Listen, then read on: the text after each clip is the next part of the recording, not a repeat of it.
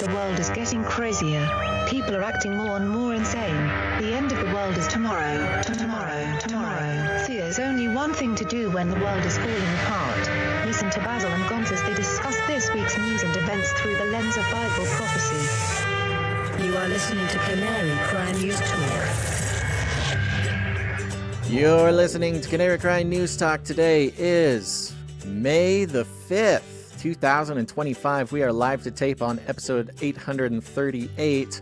And today, the dawning of Alcatraz. And signing on from Off the Grid, Razzle Dazzle. I'm your best buddy Basil, and I forgot to send the text message. I'm going to do that right now. All right, so you're crazy. You're absolutely crazy. And happy Cinco de Mayo, the 5th of May. My name is Gonz, director of the Age of Deceit films. Your favorite Asian provocateur for Christ, live to tape in the metaverse, to bring you the best news, which is the gospel message of Jesus Christ, while reporting the egregious with a well-rounded, biblically grounded take on world events. And today's emergent phenomenon, once again, a couple of dad jokes to round out, make people feel like things are okay to laugh at. This one might be kind of old. Or not laugh at. Or, not laugh at, absorb the cringe. This one I may have done on the show before. I have two of them. But the first one I may have done before, but I want to put it down on record once again. It's a good one, especially now that people have woken up to the fact that, there's globalists and wealthy folk at the top who pay for a lot of our politics and whatnot. Who knew? But who knew? Who could have known? It's a good punchline for people starting to get in the know. The question is, did you hear about the folks who bought out Cheerios? No. Well, I actually don't know who they are, but they're changing the name to Soros. Okay. Good old Soros. George Soros joke there. Hey, that's Soros. And it would be painful. What was the recent news on Mr. Soros? I forget what it was. I forget. There was something. He's always kind of in there. You know what I'm thinking of? I'm mixing up another old wealthy billionaire elite lizard person. Warren Buffett stepped down from Berkshire Hathaway, which is a little concerning, to be honest. But on this theme that we've been covering with the changing of the guard, the new age of sort of establishment globalized leadership, the examples are obvious. First, you've got the switching over to President Donald Trump from Joe Biden. Then you've got the stepping down of Klaus Schwab from the WEF.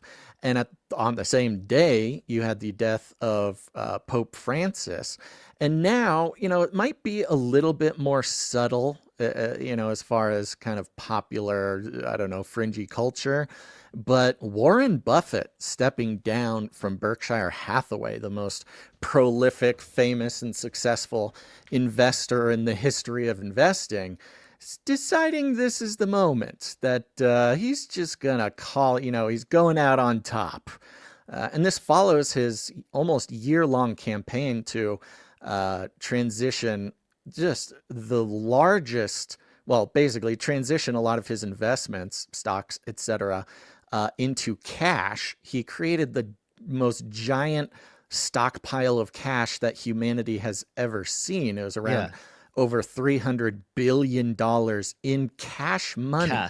Cash, which is degrading. My idea here is, and my hope is that he retired because he's been talking smack about Bitcoin for years and years and years, and that that juicy $300 billion is about to buy Bitcoin.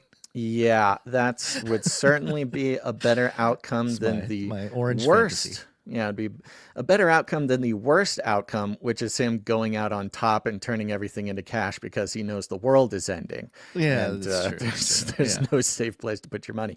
Yeah. Just something to think about, folks. Well, Gonz, talking about the changing of the guard, not only do we have the new guard coming in, the new, pantheon of godmen in the world, but we also have the rebirth, you might say, of some of the oldest institutions. And one of them hit the news this morning.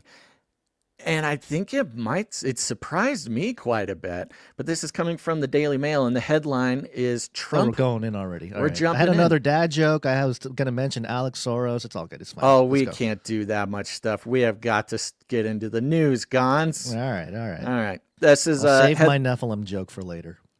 We all will wait with bated breath. You got a Trump jingle laying around somewhere? Yeah, I do actually. Let's see here. That real quick. This is a Trump jingle. Here we go. We will launch a new age. I am innocent. Innocent. They're coming after me. They love killing. Speaking of the new age, they've been talking about revitalizing the, Roman Empire, revitalizing this and that. Trump orders Alcatraz prison to be reopened and expanded to house the, quote, dregs of society. President Donald Trump has vowed, Cons. He made a vow between man and God to, quote, rebuild and open Alcatraz as he seeks to crack down on violent criminals and illegal immigrants. In this case, of course, is Daily Mail. They say illegal migrants. Mm-hmm. In a post shared to Truth Social on Sunday night, Trump said, quote, the reopening of Alcatraz will serve as a symbol of law, order, and justice. And there you go, that word symbol again. Right, exactly. And this is what a lot of the left-wing media chooses not to understand, chooses not to put in their headlines and report to their readers, because that's just thinking a little bit too deep for people. You got to take Trump exactly at his word, at all literal meanings of every single word. And it makes it very easy to sort of build a narrative around anyone, if you take the least charitable, most literal version of all their words. And we'll see another example of this in a moment.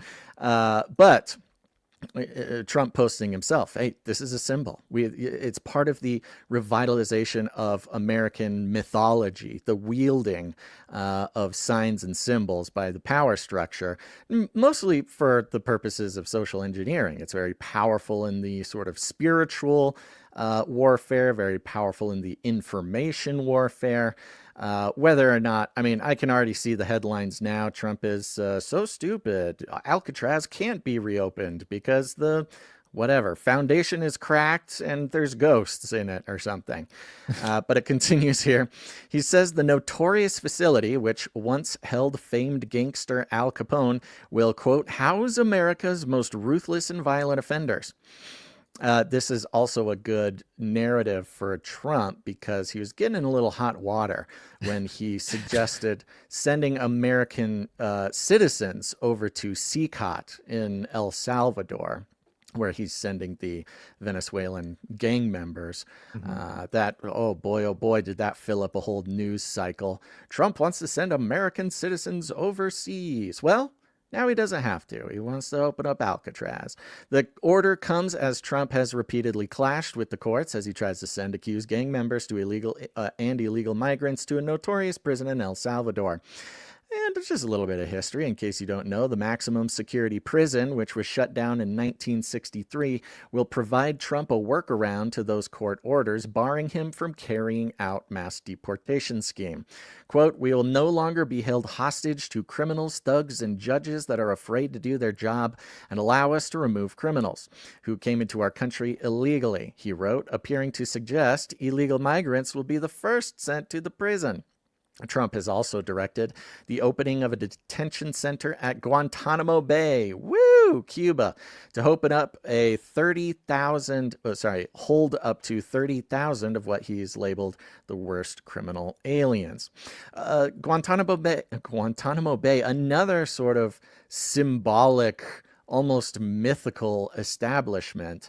One a little bit more recent than Alcatraz, of course, so maybe the triggers are a little fresher in that case.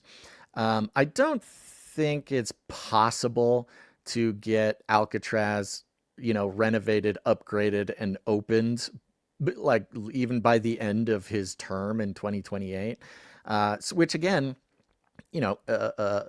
makes even more important the sort of symbolic informational warfare social engineering bit of making this announcement, because the logistics of actually pulling it off are almost impossible to imagine. It's on brand, though, talking about making America great again. The era after the 30s to the 60s or something was when Alcatraz was open. It was our best, kind of a golden era for America, progress and everything. So I can see him leaning into that sentiment, conjuring up the illusion, the hologram of a safer version of America, which was that post World War II era, which brought us Alcatraz. You're right. Post World War, it includes World War II as sort of the the first part of it there, but the golden age is sort of ethereally referring to like the 50s, when we were really the boss, and we had just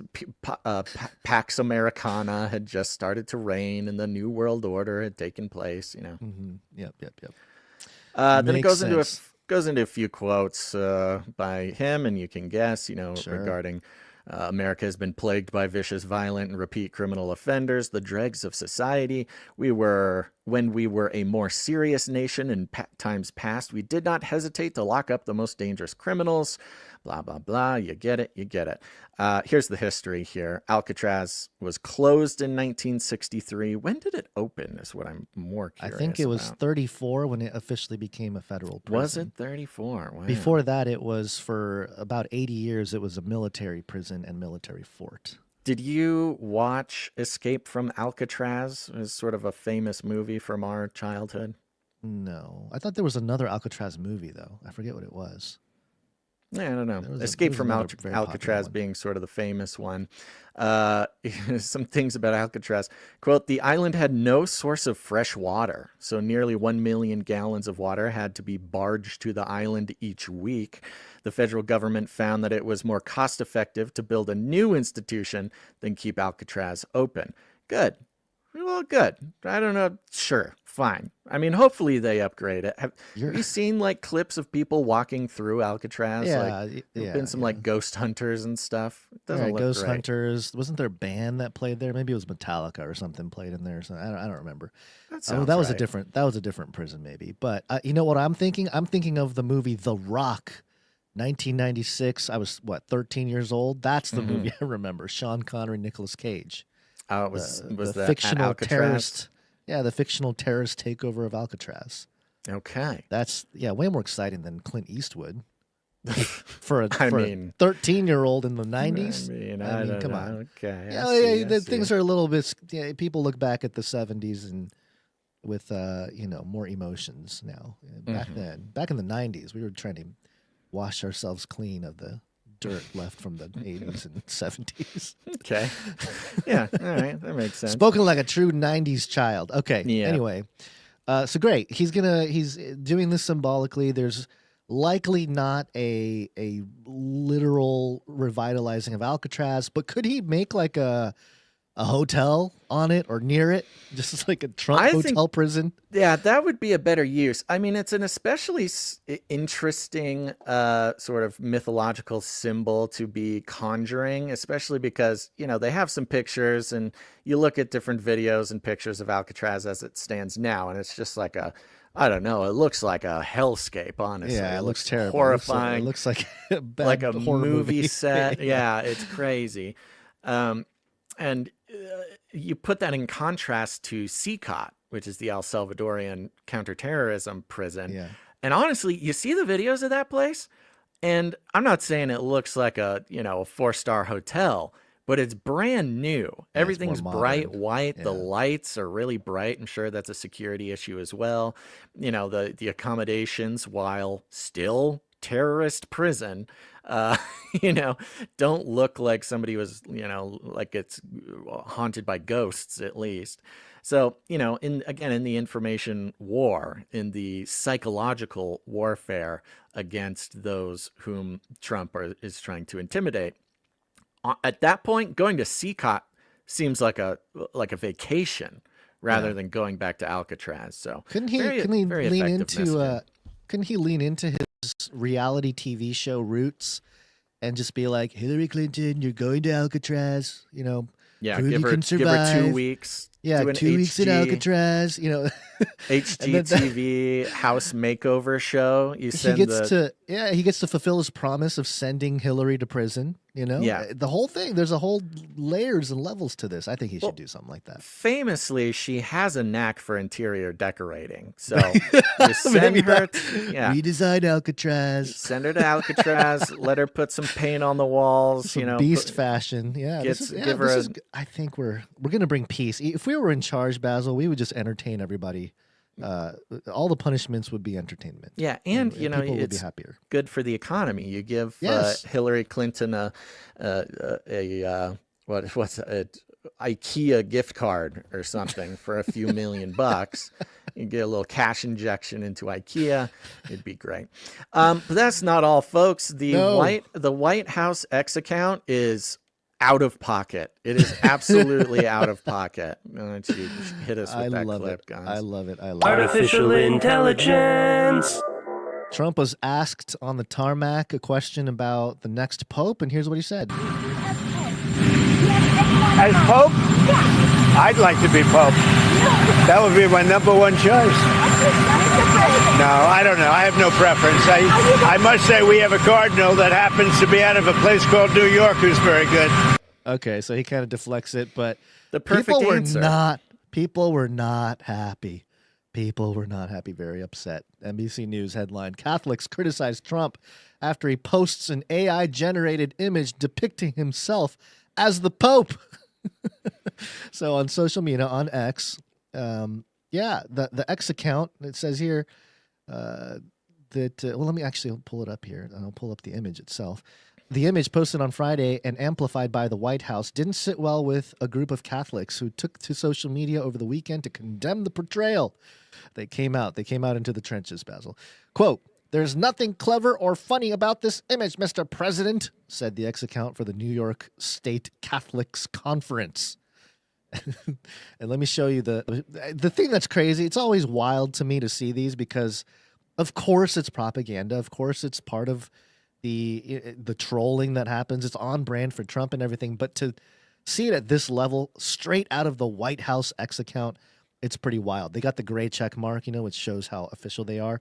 But yeah, it's a screenshot from Truth Social, an AI-generated Trump in the large Dagon Vatican hat. Is that what that the big is? hat. Like this big hat, holding up his finger. He's got the white Pope garb on.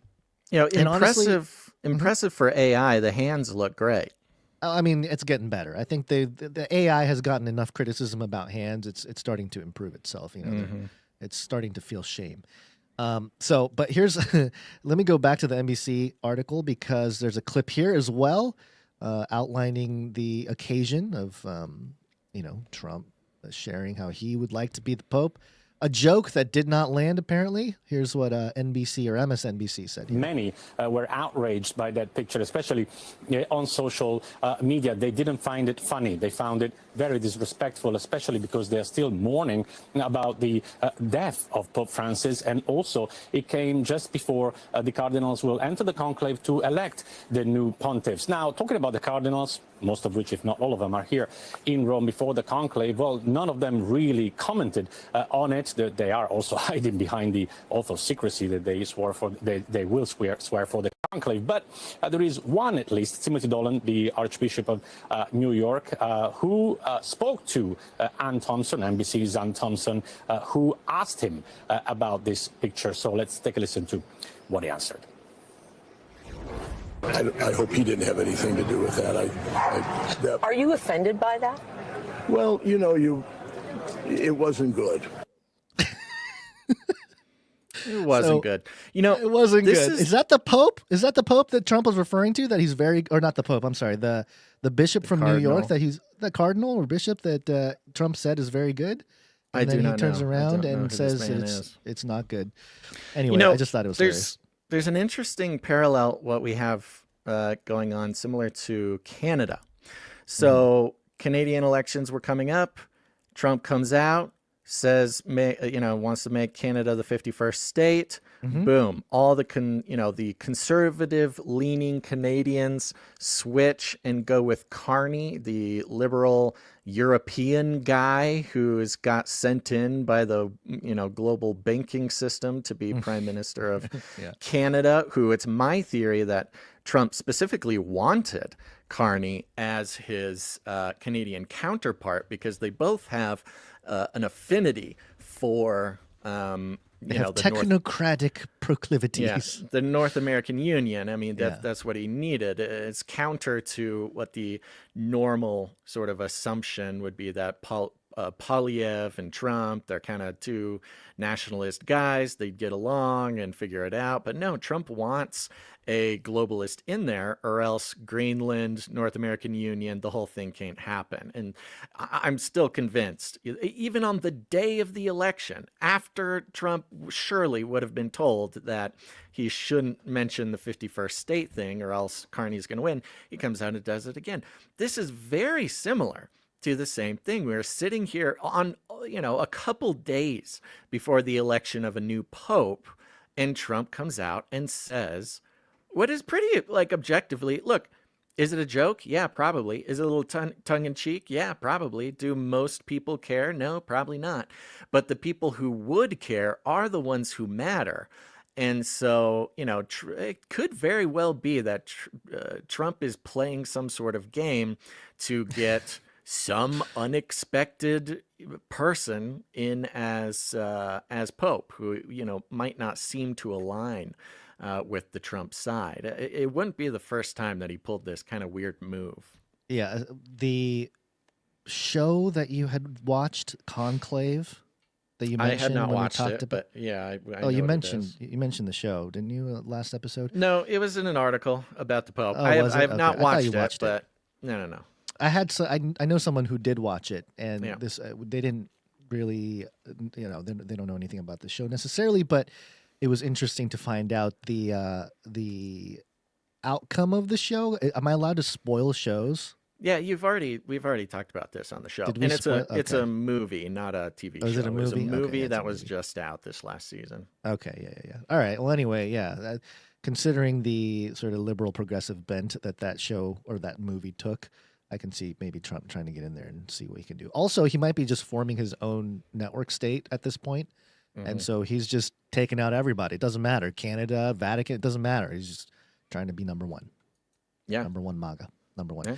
All right. Are we going to thank some executive producers? Yeah, let's take a second and thank some producers before we get into the next story. Let's do it. Executive producers. We are on the value for value model, folks, which means we don't take any money from corporations, commies, or cartels. We try our very hardest to separate ourselves and, by extension, you from the advertising, mammon-worshipping global theology that has set up almost our entire society, if not the entirety of media, to work off of one simple yet diabolical principle, which is the buying and selling of human consciousness. That is, at its roots, what advertising, PR, things like that are. And it's unfortunate that we live in a world where if a piece of media wants to survive, the one and only way that is handed to them by the system is to advertise, which means to say whatever you need to say, do whatever you need to do to gather as many eyeballs as humanly possible. Why? Well, because you put a price on those eyeballs, those human souls made in the image of God, and you sell them to corporations for your own personal gain. That's advertising. We don't do that here. It means freedom. It means we can say whatever we want to say. It means we don't have to jump on trends just for the sake of staying relevant. And yet, here we are, still alive. It's because of the value for value model, which means we do not monetize a group of people as if they are cattle all at once.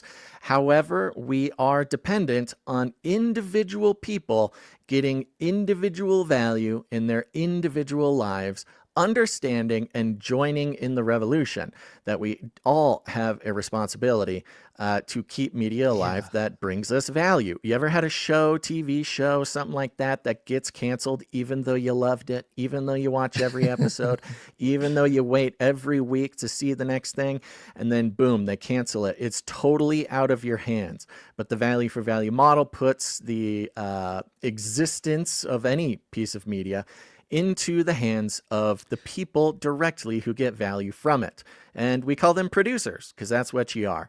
If you come in, support the show with your time, your talent, or your treasure, you become a producer. And so we thank you here on the show. Yes? Yeah, I was just wondering, I know we didn't bring the story to the show, but is there a tech billionaire who is joining in on the this revolution you speak of to push back on advertising and that kind of thing? Is this? Yes, but yes, the headline is fun. Mark Zuckerberg just declared war on the entire advertising industry.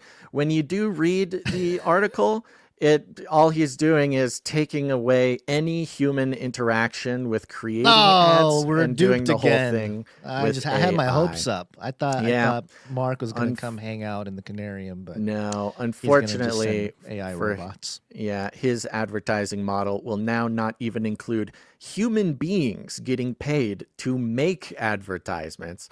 It's all getting handed over to AI. So the gap is widening, not getting closer. Like he actually went further away. He's less humans than ever will benefit from the advertising industry, making it almost entirely an industry where robots or non-human entities like corporations exclusively get the benefit. They are literally about to erase any human benefit from advertising.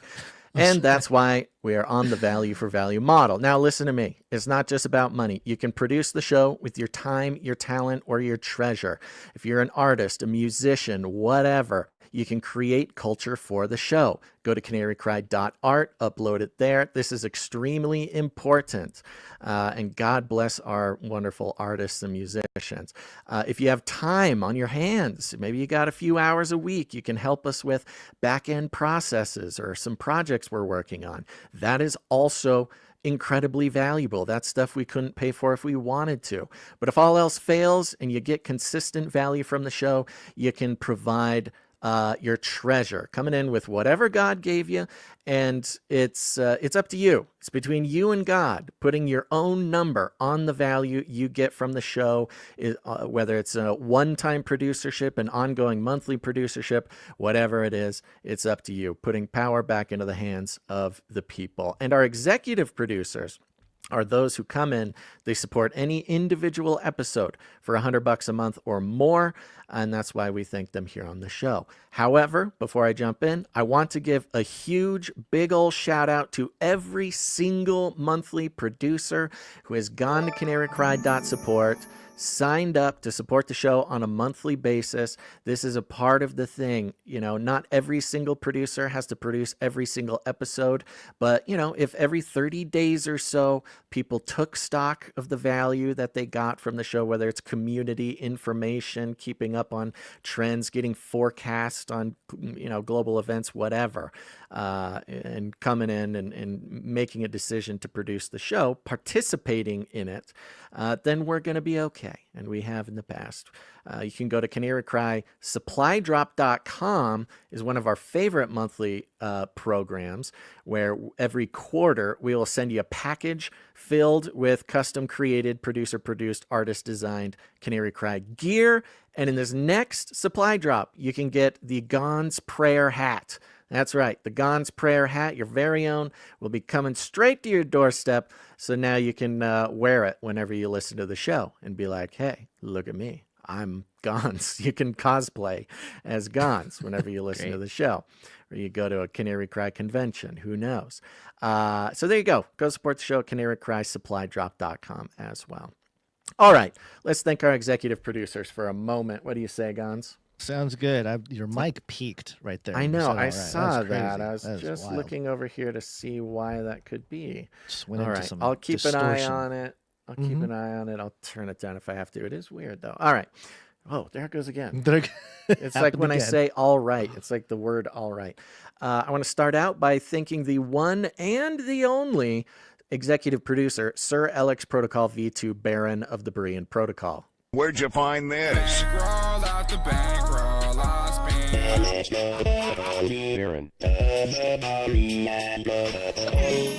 That's right. He comes in for $100 and 33 cents. Illuminatus. And he's on a 389 episode streak of producing the show and a 42 executive producer streak. He's reached executive perfection.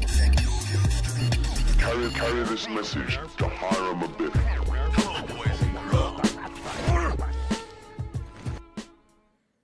Thank you very much to Sir Alex Protocol.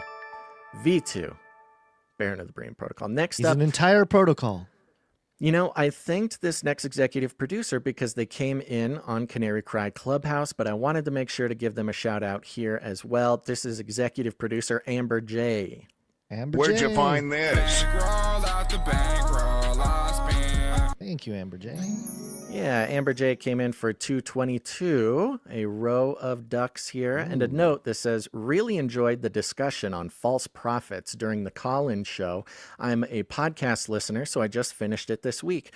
Thank you guys for all the time and energy you put into news talk and the call-ins.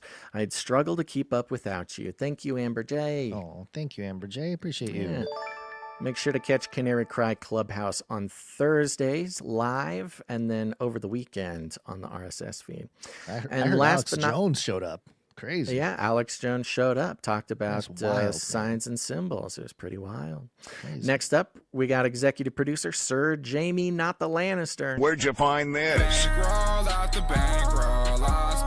Thank you, Sir Jamie. Thank you, Sir Jamie, coming in, supporting us with a weekly tithe. We take that very seriously, and we're humbled that you choose to take your wonderful resources that the Lord has given you and put them towards something you think is kingdom work, which we believe that is what's going on here, and we take that very seriously. Thank you, Sir Jamie. Yep, appreciate you, Sir Jamie. Okay, that concludes the list of executive producers for today, episode 383. Nope, 838. That's what it is. And there's just off by still 500 episodes. Still time to produce the show, folks. Just go to canarycry.support.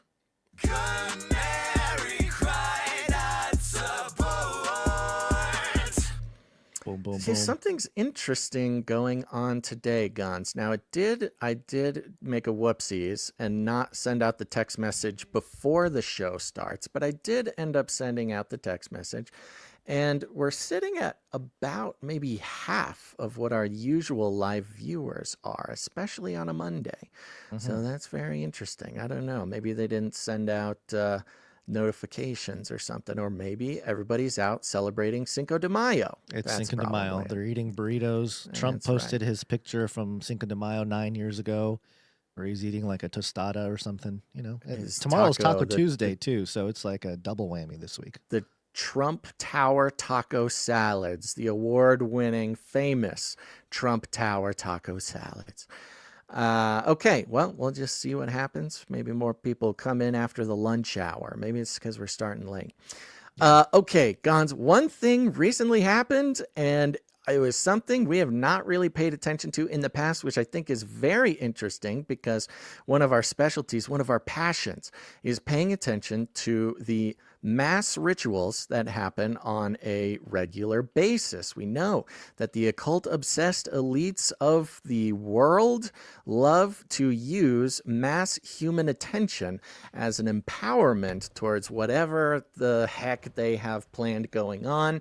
An example of this is the Super Bowl halftime show, the signs, the symbols, the storylines, the narratives, the social engineering. It is an incredible ancient tool that elites have been using for quite some time for all sorts of reasons. And one of them just happened over the weekend, and it started as a trickle. It started as a raindrop falling on my nose, and I look up and I start following the white rabbit, and it led me to the very interesting and now new obsession, the Kentucky Derby. The Kentucky Derby conspiracy. I am here to bring to you the Kentucky Derby conspiracy. Another one of these almost ancient in itself. The Kentucky Derby has been going since like 1870, so not quite, the ancient Israelites. But this, people, Kentucky Derby is the big old fancy race horse, or horse race rather, that happens every year. It's part of the what do they call it? The Triple Crown, which Triple Crown. Is this where they wear fancy hats and they get dressed up and the whole deal? Yes, exactly. Okay. And so just to give a little bit of I don't know, just some of my thoughts as I went deep down the rabbit hole. Your notes from the new book that'll be out in 2075 about the Kentucky Derby conspiracy. That was also what kept me leading down, because it kept making connections with my Edward Bernays research. With a whole thing. Now, addendum turned into a whole second book. Exactly. Now, first of all, the Kentucky Derby happens on the first Saturday in May, and it's sort of a rite of spring. It's one of these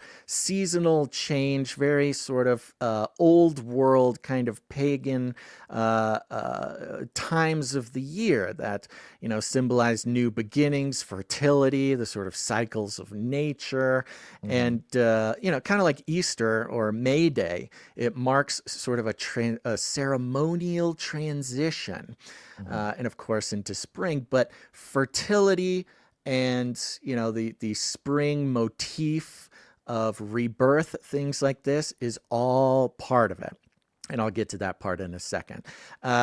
Sort of famously, the Kentucky Derby is considered, quote, the most exciting 2 minutes in sports, because it happens very quickly. It is literally a lap or two or something around a course, and then it's over. That is it. It is 2 minutes, and it all is surrounded by this incredible pageantry that really, I mean, it sort of harkens back to like crazy, ancient sort of priesthood gatherings or royal gatherings.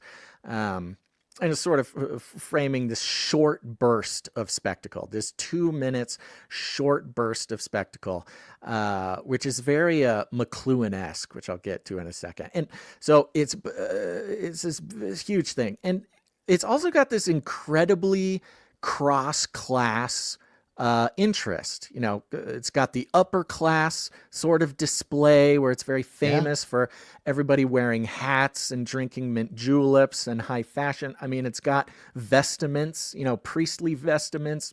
You're wearing the hats, you're wearing the gloves, you're wearing the crazy suit. I mean, it's very flashy, very peacocky. Traditionally, you drink your mint juleps. It's sort of a sacrament. It's honestly, you read some of these things, you watch some of the videos, you talk to people who have been, and this mint julep thing is almost as close as you can get to being a literal sacrament. Like, you're forced to have some while you're there, just because it's like part of the ritual. Right. And of course, like the high fashion. Now, there's one section in Churchill Downs. Churchill Downs is the name of the location in which it takes place, which already, it's a very English name. Churchill, of course, is hearkening back to the New Age, post-World War II, liberal world order. And Downs is a word that means like rolling hills. It's like an English word. Yeah. But there's the crowd is separated into two bits. And one of the higher class sort of theatrical bit is called Millionaire's Row. And that's the bit that is sort of televised. It's got sort of a ritual of wealth signaling to it. And has, it's very similar to like the Met Gala, which coincidentally, the Met Gala is tonight. Okay. Yeah. And coincidentally, in the study on Edward Bernays, the godfather of public relations, the inventor of the occult practice of advertising, part of his strategy, his sort of ritualistic control of of people was the infiltration of fashion, the use of fashion, where people just think like fashion is sort of an organic thing, you know, an organic movement that sort of springs up out of the collective consciousness. No, I mean, fashion is as much of a control mechanism, and high fashion especially. Those who have heard my breakdown of Edward Bernays, he literally took over high fashion to make one single color the most popular like color of the entire year, controlled all the fashion magazines, all the galas, all that, to make this one color popular. And this one color was used to mind control basically women to smoke cigarettes every day of their lives. Most modeling is kind of acting like a beast, but making it fashion. Beast. But then make it fashion. And then you've got this working class aspect to the Kentucky Derby, which mainly centers around gambling, where sort of middle, lower income. The peons must bet on the elite horses that are the thoroughbreds owned by the elite class and people with generational wealth. Yeah. Where the actions, the prosperity, the competence of the upper class horse owners will affect the financial destiny of the lower wage bettors. And it's sort of the betting links it to this feeling of economic hope, this escapism, this ability to change your economic life. I mean, it's bread and circus all the way down. Where the sort of lower classes are doing sort of a play to win, while the upper class is just sort of like showing up to be seen. It's very interesting. I just pulled up some numbers just because I was curious. The liquidity of Kentucky Derby betting is extremely high.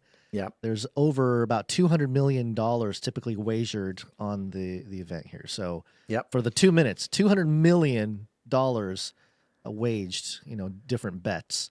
I think it says here 2023, all Kentucky Derby day card, all races. So there's more than one race apparently. Yeah. It's a 3-race thing. Okay, so it was close to 300 million in wages. So yeah, and that was 2023. So yeah, this is big money, big business. And we'll get into the numbers too a little bit later about how much bigger 2024 was than 2023. But you've got this sort of coded messaging. Like in media studies, you've got this dual class appeal of the Kentucky Derby that's creating what's called a unifying illusion, where the upper classes, the lower classes, both classes are participating in the same ritual, but it's sort of in radically different ways. It sort of mirrors different roles. It sort of mirrors how politics and entertainment sort of blend to maintain this sort of class cohesion through illusion, you know, making people feel like, oh, it's just a human thing.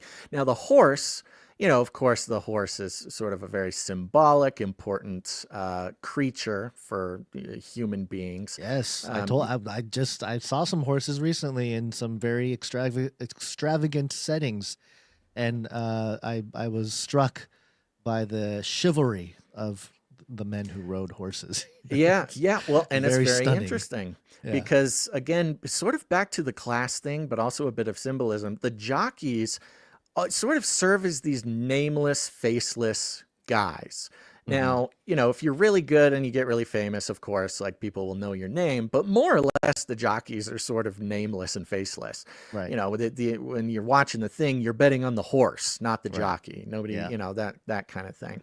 But the jockeys are kind of serving as almost like this hidden hand, if you will, like this small figure sort of directing this massive force, mostly unseen by everybody, but you know, you can sort of metaphorically view them as sort of the mid-level management of this sort of public control, public-facing thing, like politicians and like media execs or something like that.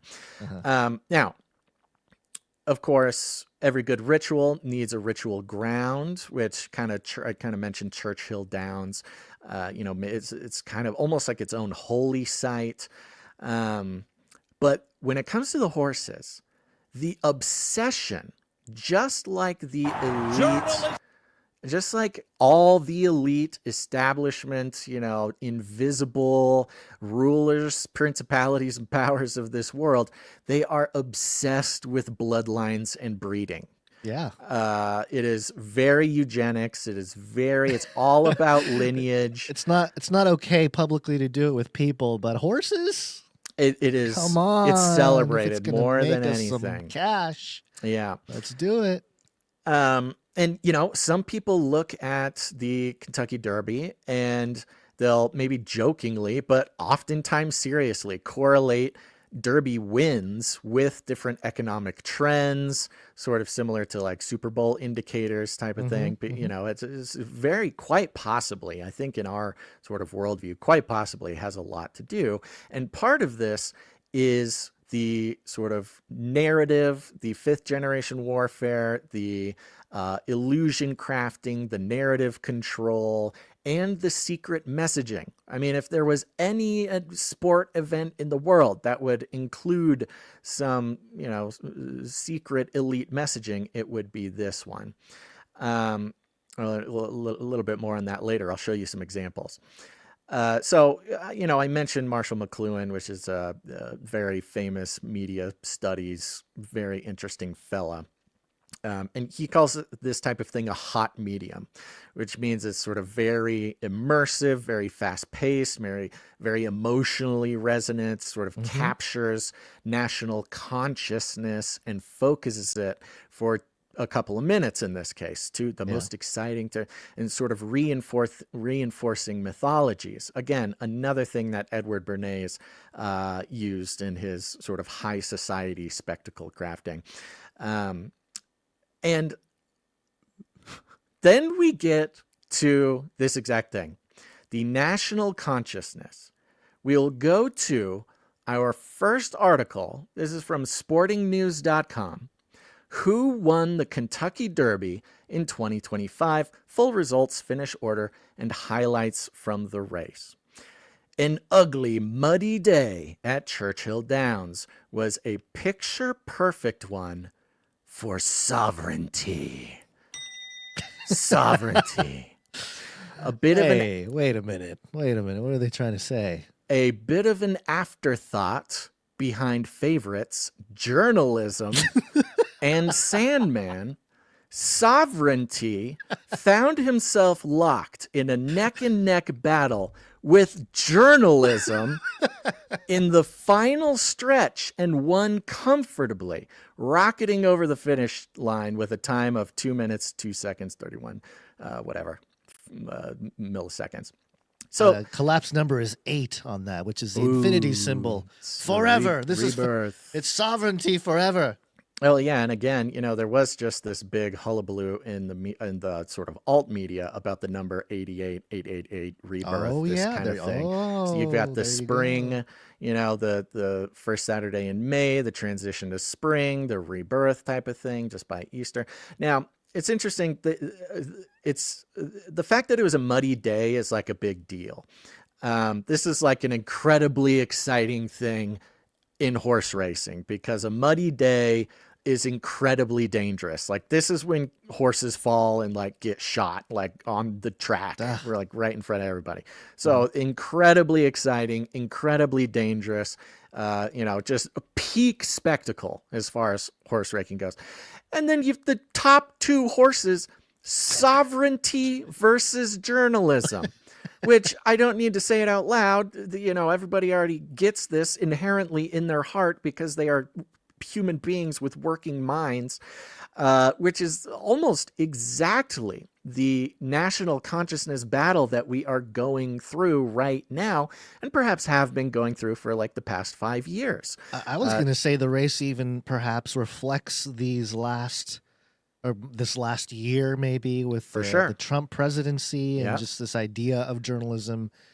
I think even go back through COVID, you know, even go back through COVID too. Yeah, you've got the sovereignty versus journalism being this sort of control, going from like a vocation of like telling people what happened or whatever to you know, a tool of the, and now it's always been a tool of the establishment. We know this. It's always been the control mechanism, but really the awakening or whatever in the past 5 years has installed it specifically not in the, you know, fringe weirdo podcast scene, but in the broad national consciousness. We're gonna name this one. Yeah, they want sovereignty. Well, let's see if they can actually achieve it.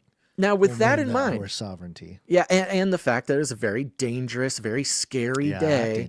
Where and Sandman is right there. Sandman can take out journalism and sovereignty. Sandman could have come in. I don't know who's he's supposed to be, but I don't want to know.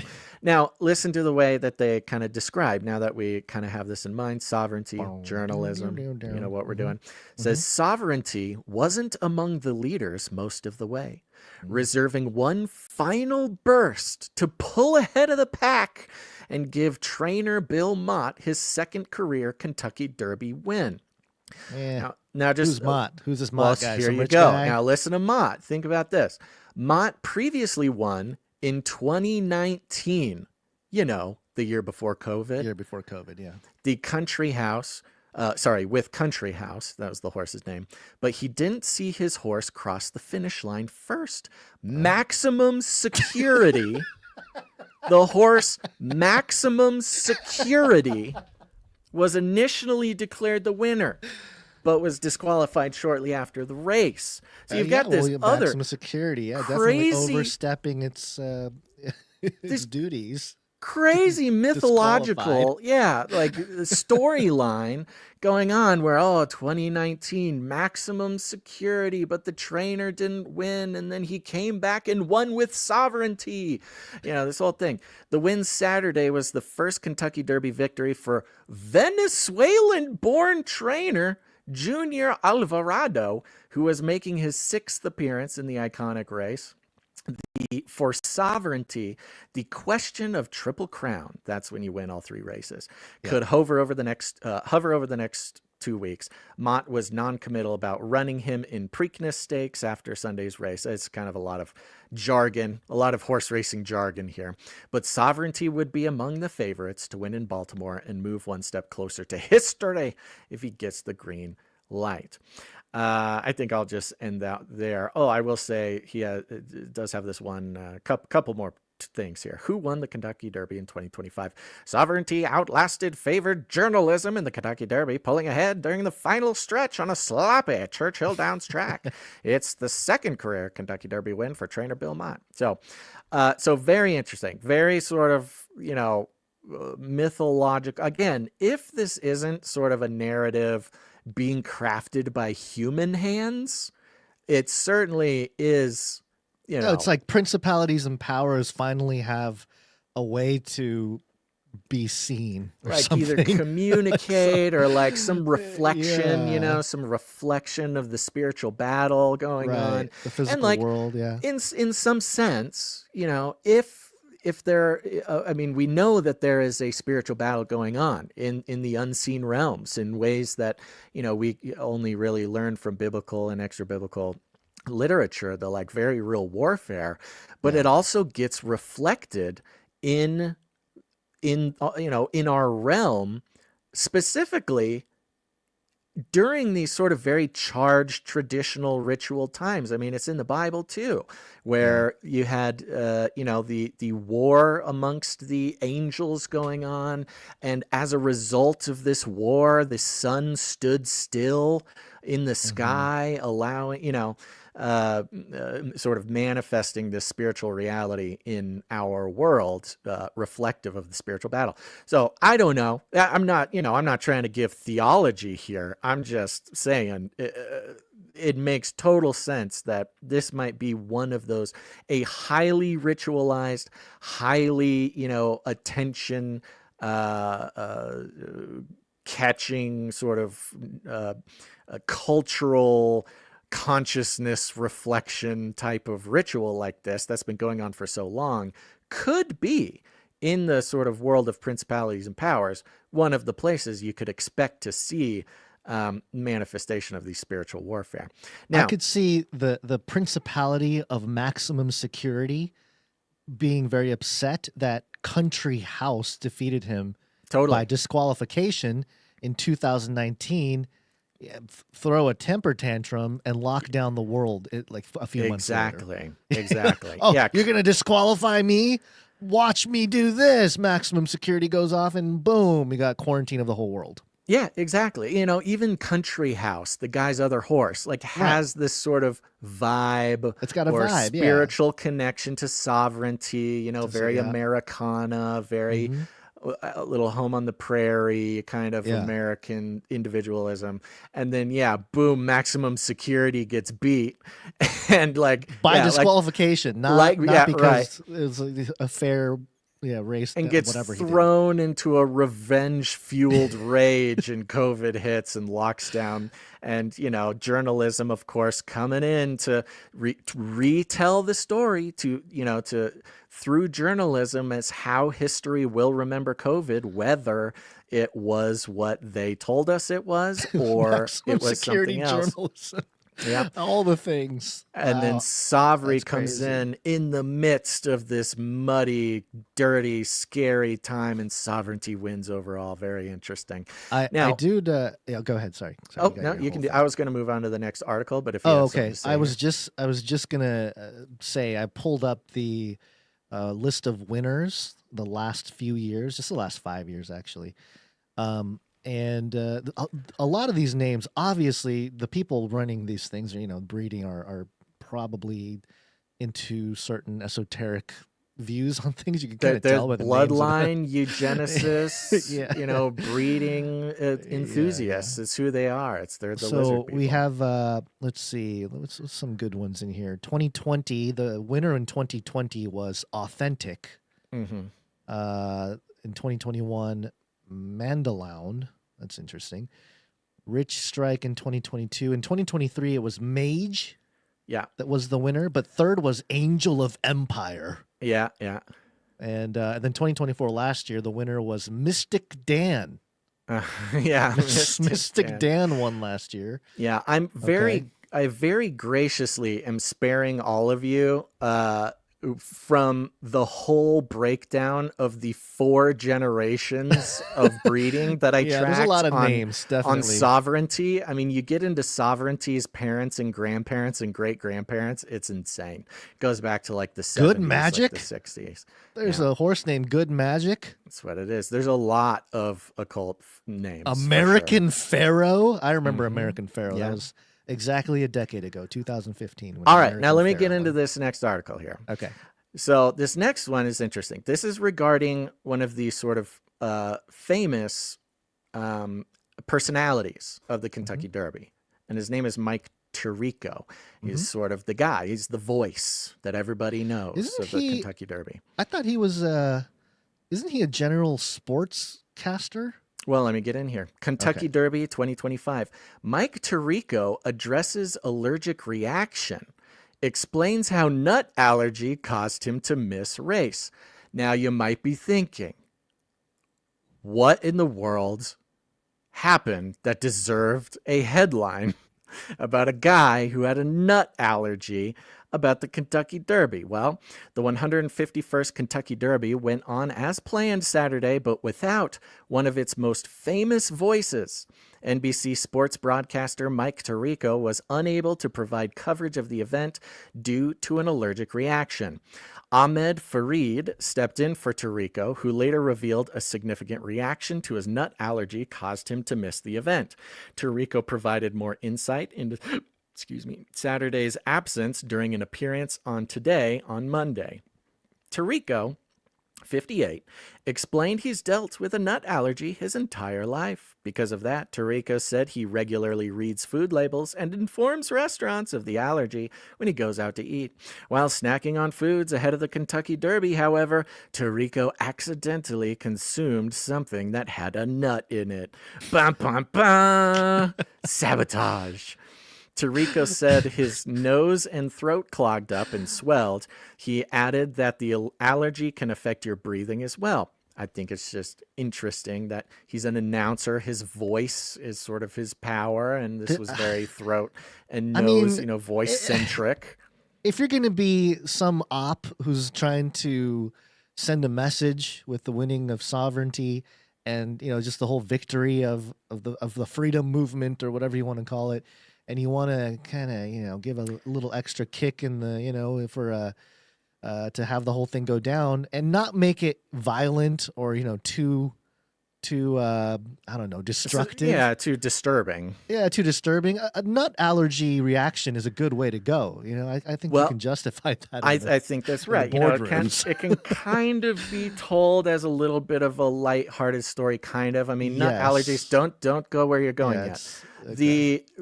And what is what is kind of the online, maybe fringe health person, RFK fan? Where might they theorize that nut allergies come from? Have you heard? Yes, yeah. The old. Hold on, let me. The old V word. Yeah, I think that we do have some sound effects to go with that.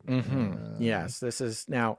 I have no reason to believe that this isn't the case. I think there's some pretty convincing correlation scientifically for this, but just keep that in the background, because we also, at this exact moment, this year, we have RFK vowing to do more of the research that he wishes would have been done on these products. This was de Blasio talking about it.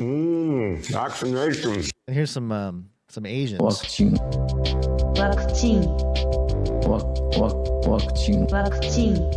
That's right. Chirico decided he could not perform his duties as a broadcaster due to the reaction. He took an EpiPen shot, which is also like all wrapped up in the, the big pharma battles going on. Yeah. A common treatment for people experiencing an allergic reaction, and was seen by EMTs.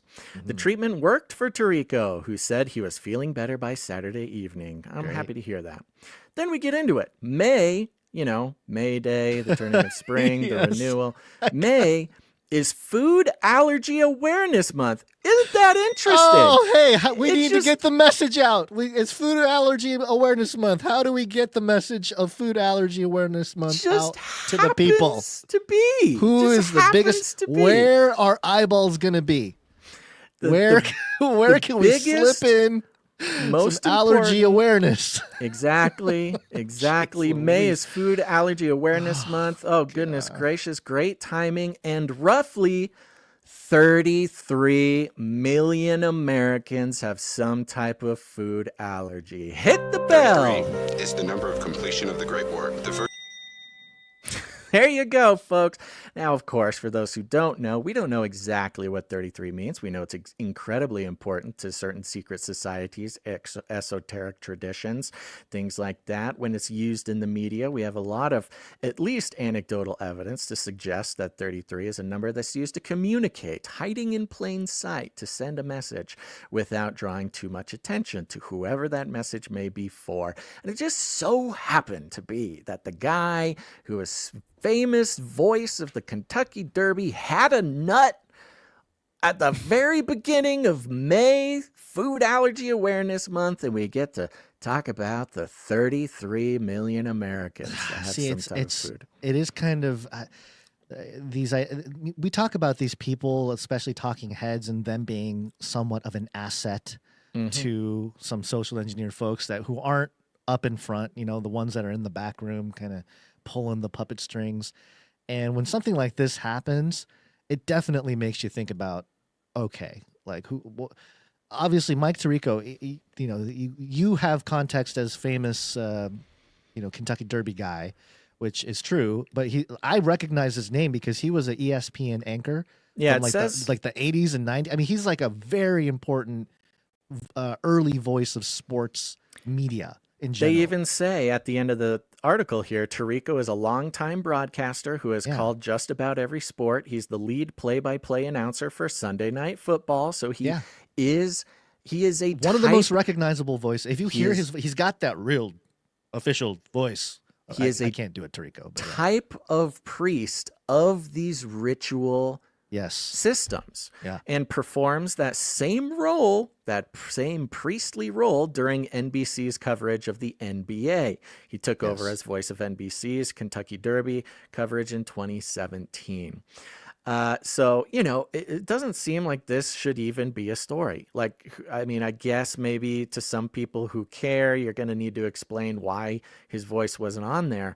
But the perfectly aligned messaging, the messaging number, the reference, the sort of under the table references to the huge history shifting moves in leadership by RFK, the truth that's just beneath the surface when it comes to medical products, the medical industry, the economy. It's all wrapped up in the Kentucky Derby. So I think we have done a disservice, Gons, by more or less, we've talked about the Kentucky Derby here and there, but I think this needs to be a new yearly, breakdown. It almost makes me want to revitalize the, Super Bowl exposed. But in this case, Kentucky Derby, decoding the Kentucky Derby. Actually, it might indicate what it says about where we are in life, Basil. We're older now, So it's like the thing we're going to start breaking down golf tournaments and Kentucky Derby, just some more highbrow stuff. It's all part of it.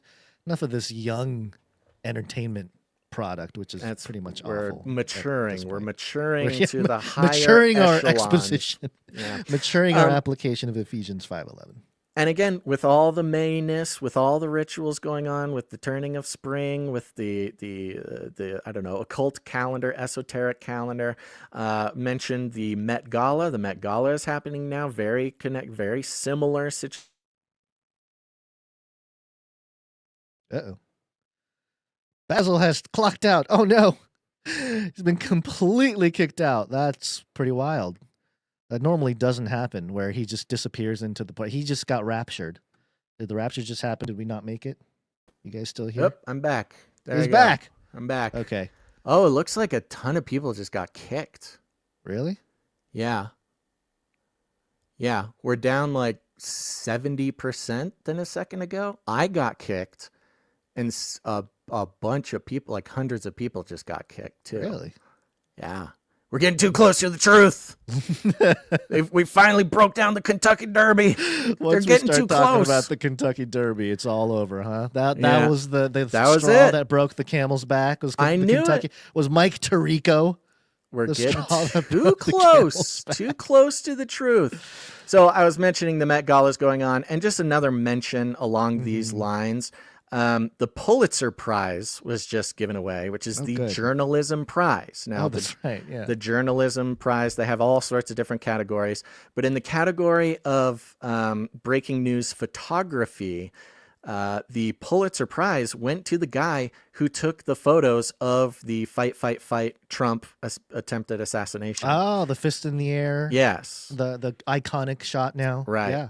Yep. So that being the winner of the Pulitzer Prize, which is a journalism prize, which the liberals, I don't even mean to make it partisan. It's not just about the liberals. The establishment, the old world establishment, hates the fact that pictures of Trump won the Pulitzer Prize. Do they? Who knows? Or maybe they like it, glorifying the assassination attempt, sort of inviting, another one for the photographic opportunity. Who knows? That's not it. Sorry, I was trying to pull up that article, but I know it's behind a lot of locked things. Yeah. Okay. Well, that's my thing on the Kentucky Derby. That's my new obsession. I think you're right. I mean, it's right on brand. Horse electrolytes. It's not too much of a leap over to you got a whole market, what is it?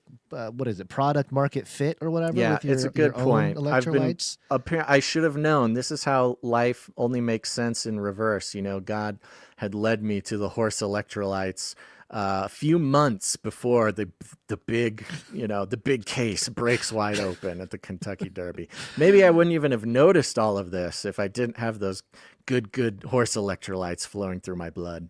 I think the appeal to your normal horses, you're not this elite bloodline horses. You're just a normal horse. That's right. And the also transhuman era that we're entering, I think there's a possibility that Basil just becomes one of the competitors, one of the horses. I mean, it's only Basil Rosewater. I mean, he could just say, "Hey, I'm on full horse electrolyte diet." I mean, I'm pretty much a horse. I guarantee. I mean, come on, it's already. I'll be your jockey. We're already on the path to genetically modifying centaurs, merging man and horse, where the Kentucky Derby will be raced by individual athletes. Sorry, jockeys. You're not needed anymore. Oh, I was going to say, I could be your jockey. I know. I'd crack a whip on you to get you to move a little quicker. I'm sure you'd love that. Already being done metaphorically every day. Okay. What are we talking? WorldCoin? The orb? Are we just? We're going from... Kneel before the orb. No debate. Must have digital ID. And you must have entered the orb. We've been on the WorldCoin reporting since before it was even a thing. Before it existed. We actually found, I think it was an article or a PR Newswire presser about Sam Altman raising some money for this project. And did we actually break down what they had at the time of like, I think it was look into an orb and 2016 or 17 was the first time we found it. And then it officially reached some sort of official capacity in like 2020 or something. By then we were like, oh my gosh, who knew this would actually make it all the way? We are very excited about our pre-production on the WorldCoin breakdown. Well, I was some not rumors per se. I guess they are rumors. Anecdotally, I was hearing from the grapevine that there are people in South American nations that are all about it, because they got that first initial, I guess, wave of tokens, and the token price has gone up quite a bit. And so there's a lot of people very happy about the whole situation in various parts of the world. So a little bit of breakdown, and I'll just give you this first headline, Gons, and then you take us to the second one. So when we were covering WorldCoin, I guess most recently, 2023 or so, that's when he had brought WorldCoin overseas in the attempt to bank the unbanked and create digital ID for those who don't have birth certificates. And so he started going around to places like third world countries. And long story short, he just got Bill Gates, basically, which is country after country after country. There was videos of them going to, some, I don't know, Nigerian city, and people lining up around the block to kneel in front of this silver chrome orb, getting their eyeball scanned, and in return they would get $50 worth of the cryptocurrency. And the plan, Sam Altman said himself, was to do that, start in developing countries, provide some capital through their cryptocurrency, build the system, collect the data. And because it's going to save the world, they're going to bring everybody out of poverty. Well, turns out those nations never gave him permission to do that, didn't like that he was like storing their entire population's biometrics overseas. And he just got kicked out of country, banned out of country. It just started happening like dominoes. Well, just today, a little update. Here's a headline. Indonesia halts Sam Altman's WorldCoin project over permit violations, follows U.S. expansion. Sam Altman's WorldCoin project was hit yet another wall as Indonesia's data watchdogs allege regulatory violations. It's one of several countries that have put World ID's iris scanning activities on hold, though this hasn't deterred the firm from rolling the tech out into 6 major cities. We'll get more on that in a second. So I'm not going to read the whole thing, but Indonesia, just the most recent country to kick them out. At the end of the article, they give a list of a few more in quick succession.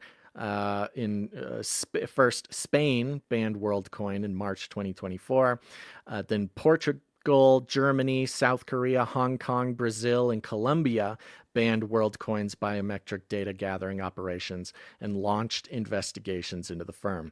And they don't even mention all the African countries and I think it was Near Eastern countries who did the same. So he's kicked out of yet another country just in time, Gons, for his big U.S. release. Yeah. This article here is from TheVerge.com, so you know it's good. And the headline here is Sam Altman's eye scanning project. Just real quick, Gons. Sorry, I don't want to interrupt, and I want you to start that over again. Out of nowhere, those hundreds of people are back on the list. So I don't know what happened. Are you talking about the total live count? Yeah. I think something was just up on your end. Nothing changed on my side. You think? So yeah, because I let you react. It's weird. But it's weird that it would tell me something, and it doesn't matter. Okay, sorry. Go ahead. Okay. TheVerge.com. And the headline is Sam Altman's eye scanning project launches cryptocurrency in the U.S. America, baby. He's getting kicked out everywhere else. He went and had lunch with Trump. Get on his good side. Maybe it's time. Over the past few years, what sounds like an episode of Black Mirror has been unfolding in real life. Nobody likes Sam Altman and WorldCoin. Like nobody. I haven't seen any. Maybe some positive reports from people overseas. In the U.S., it's just not something people are stoked about at all. No. Millions of people around the world have agreed to let metallic orbs scan their eyes in exchange for receiving a blockchain-based ID in a cryptocurrency called WorldCoin. If this is The Verge, if you're new to crypto and Web3 and stuff, and you haven't been paying attention to what's been really going on, and all of a sudden, WorldCoin in America, scan your eyeballs. Like, what is crypto, blockchain? I knew it was evil. Beginning this week, WorldCoin will be available in most of the U.S. for the first time, including via exchanges like Coinbase. Those who scan their eyes at the World Orb I can't even read it. Those who scan their eyes at a World Orb will receive 16 WorldCoin. Woo! Which is, what is that? It's under $16. It's about 87 cents per token right now. Worth it. Is it $15? Hey, you know what's scary and sad though? In all seriousness, is like the young person who's just getting started, trying to do whatever they can. Yeah, 16 WorldCoin, sweet. Yeah, I'll give up my eyeball for that. I mean, the precedent it sets, at least overseas. I have a hard time believing that American kids would do so, but who knows? I don't know. If you're getting, I don't know, if you're 13, 14. I mean, $16 is not enough for an American kid. It's not, but it's, you're right, it's something. Meanwhile, you don't have to be one of these folks, because meanwhile, people who have downloaded and already registered with the World app in the U.S. will receive a Pioneer grant of 150 WorldCoin dropped into their wallet. Yeah, now you can fill up a tank of gas or something. The Sam Altman co-founded startup behind the project, Tools for Humanity, is also working with Visa to release a debit card later this year that converts WorldCoin to fiat currency at checkout. Yay. Altman, who is currently the chairman of Tools for Humanity, announced the news alongside CEO Alex Blania at a press event in San Francisco Wednesday, dubbed At Last. I mean, speaking about building mythology where you are the villain, like, I don't know if, I'm sure Sam Altman realizes that he's not very popular, right? He's like one of these billionaires that's out there. Obviously, ChatGPT has taken off, so he's got that under his, or on his cap, a feather in his cap. But in terms of this project, people are not stoked about it at all. And for him to, it's almost like he's embracing this evil role a little bit. I don't know. More than 7,000 of World's orbs will be available for iris scans at physical World space locations in Atlanta, Austin, Los Angeles, Miami, Nashville, and San Francisco, as well as in Razor stores. Like razors, like the scooters? I'm thinking, or razors like you shave your face with a razor. No, I'm sure it's not that. I was thinking the scooters.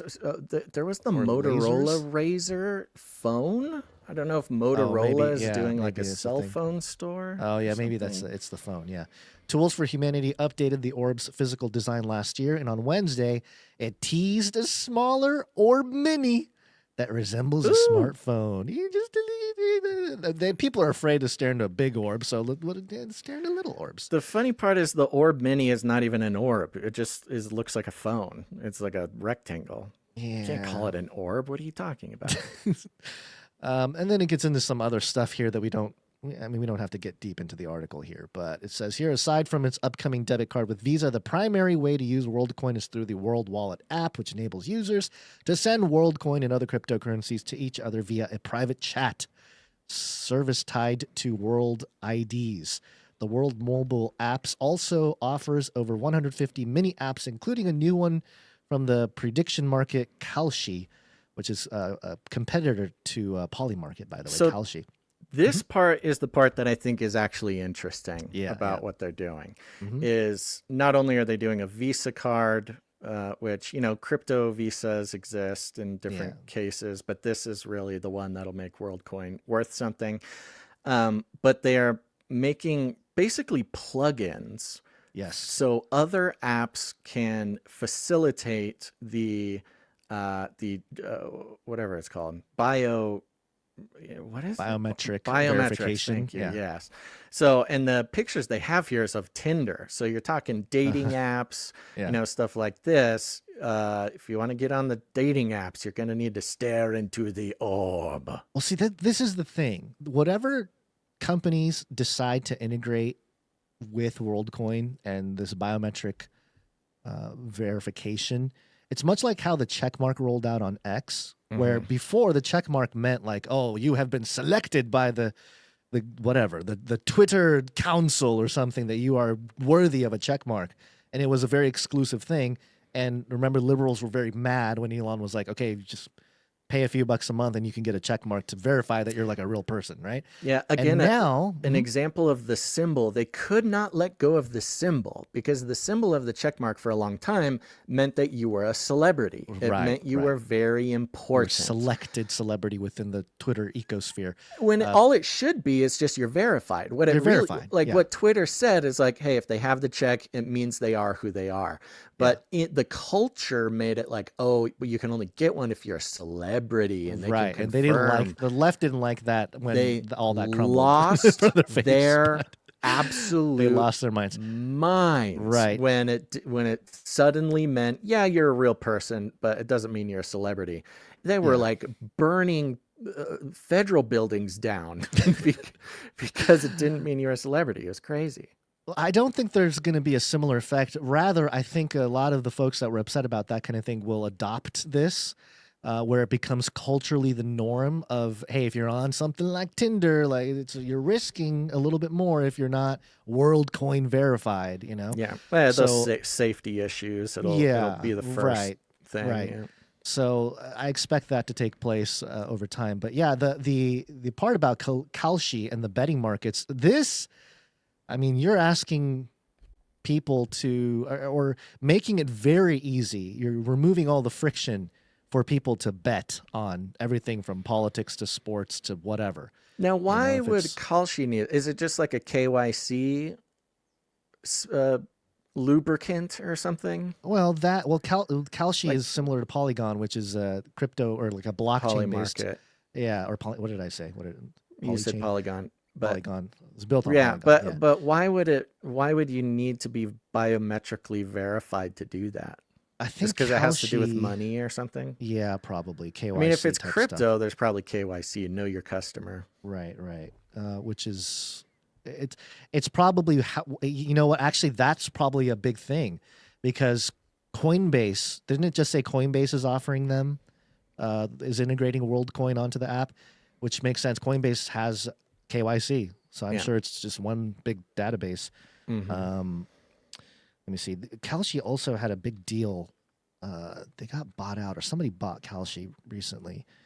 I'm trying to remember who it was, because it was kind of a big deal. January 20. Oh, that's what it was. Donald Trump Jr. announced in January of 2025 that he joined the Kalshi board as a strategic advisor.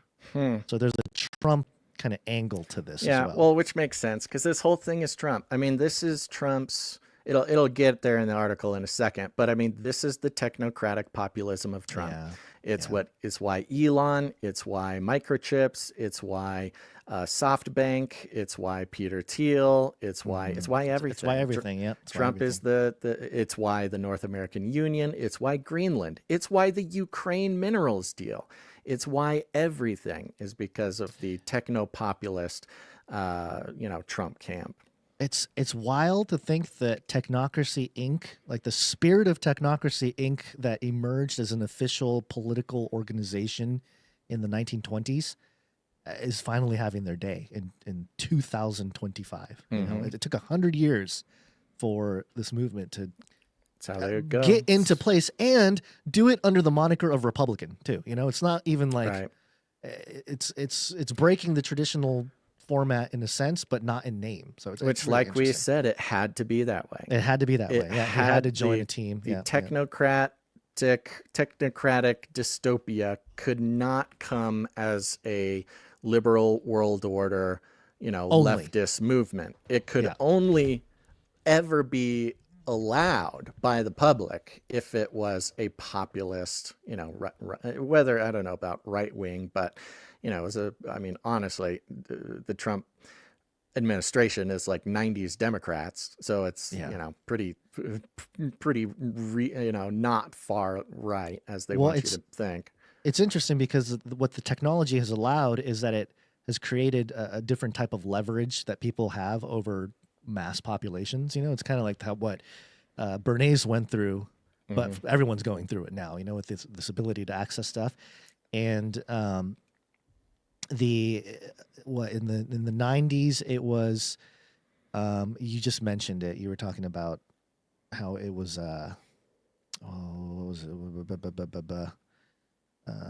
like a counterculture. Oh, I was saying not liberal only because when the people that have a more left-leaning progressive worldview, when they get a hold of the technology and the power, it doesn't end well. Like that's kind of what we got with the first iteration of social media and everything. Communism. That stuff became it was too much, and so you allow that to flourish, and then you can pull it back and bring in a much more because technology keeps progressing.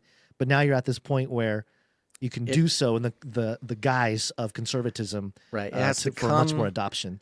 It has to come in the name of sovereignty. It has to come in the name of freedom, of individual responsibility.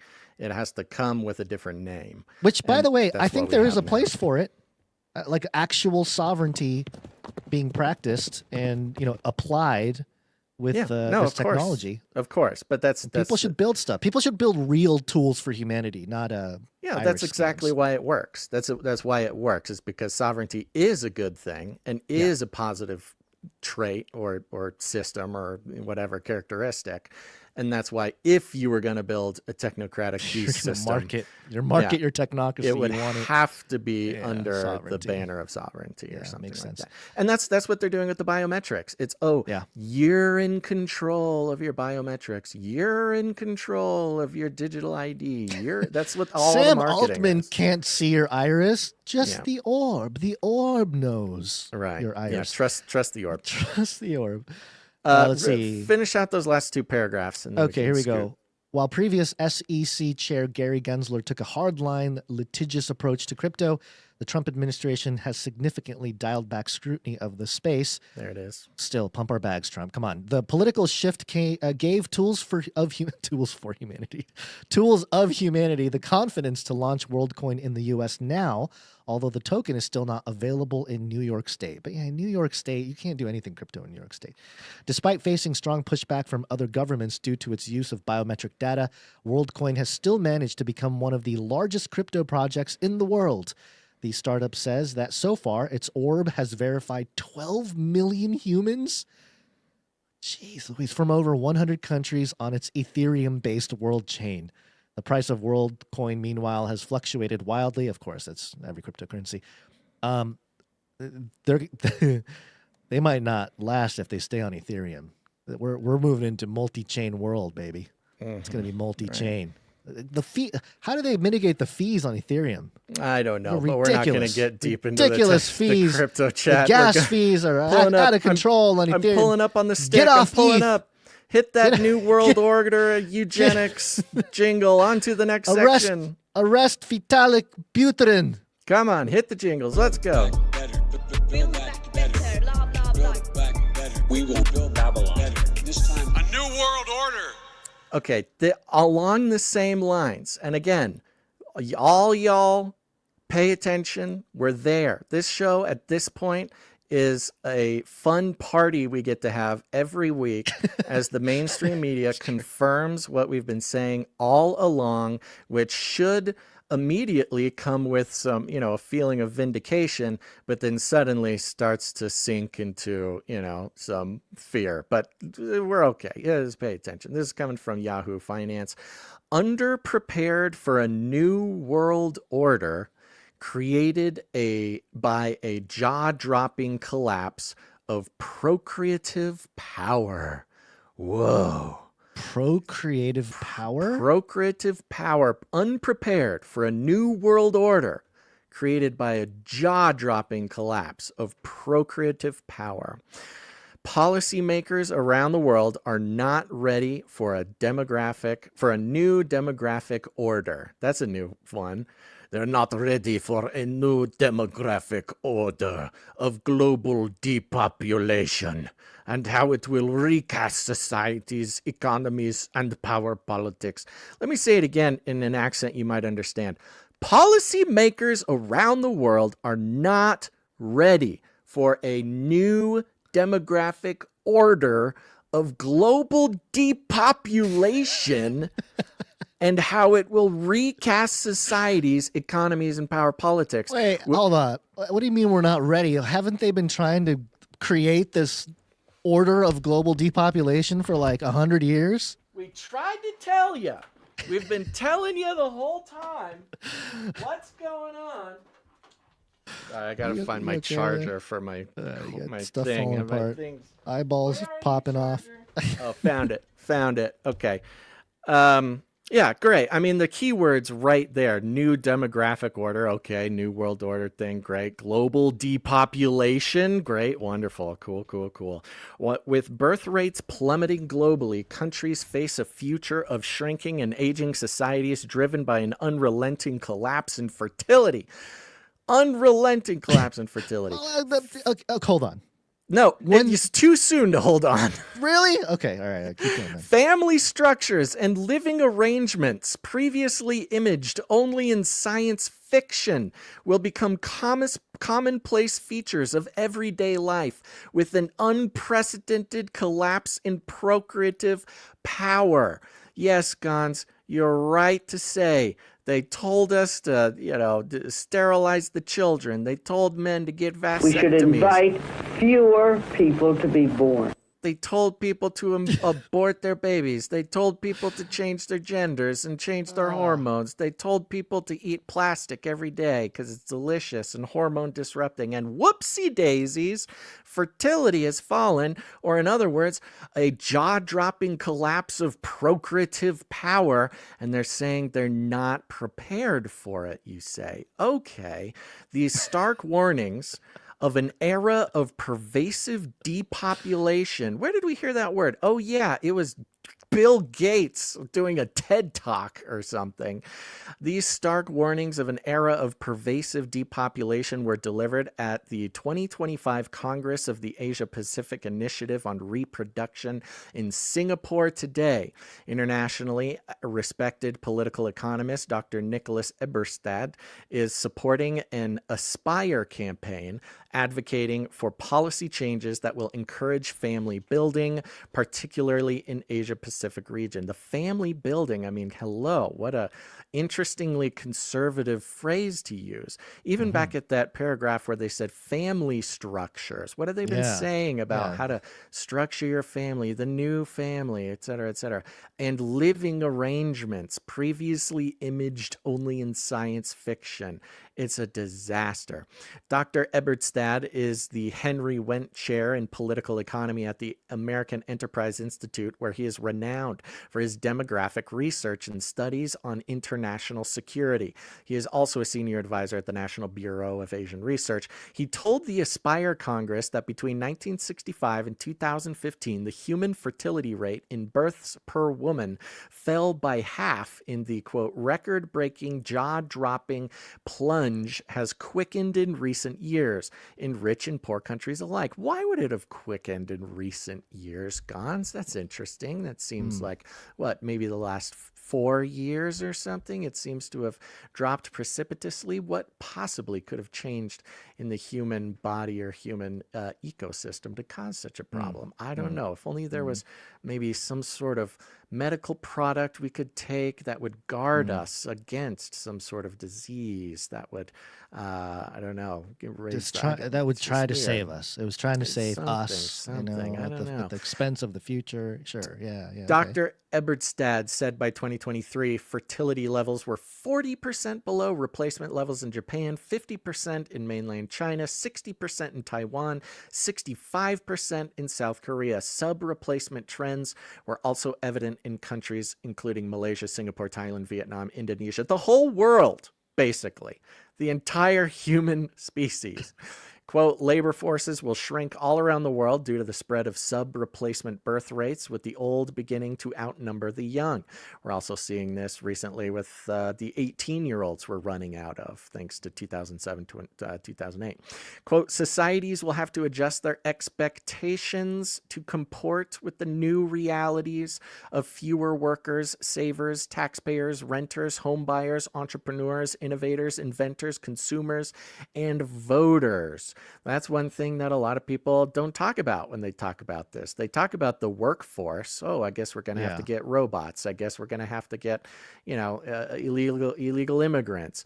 But it's not just workers. It's savers, taxpayers, renters, homebuyers, entrepreneurs, innovators, inventors, consumers, and voters. Quote, dwindling. Yeah, go ahead. I was just going to say, once they have our vote, Aaron and Mel at Truth Stream Media, they made that film obsolete. We humans, humans the way we are now, are completely obsolete. Because especially if the robots take over and the robots produce the goods and services around the world, and so their vote will matter more. Like what they want is more important than what people want. Right. It's over.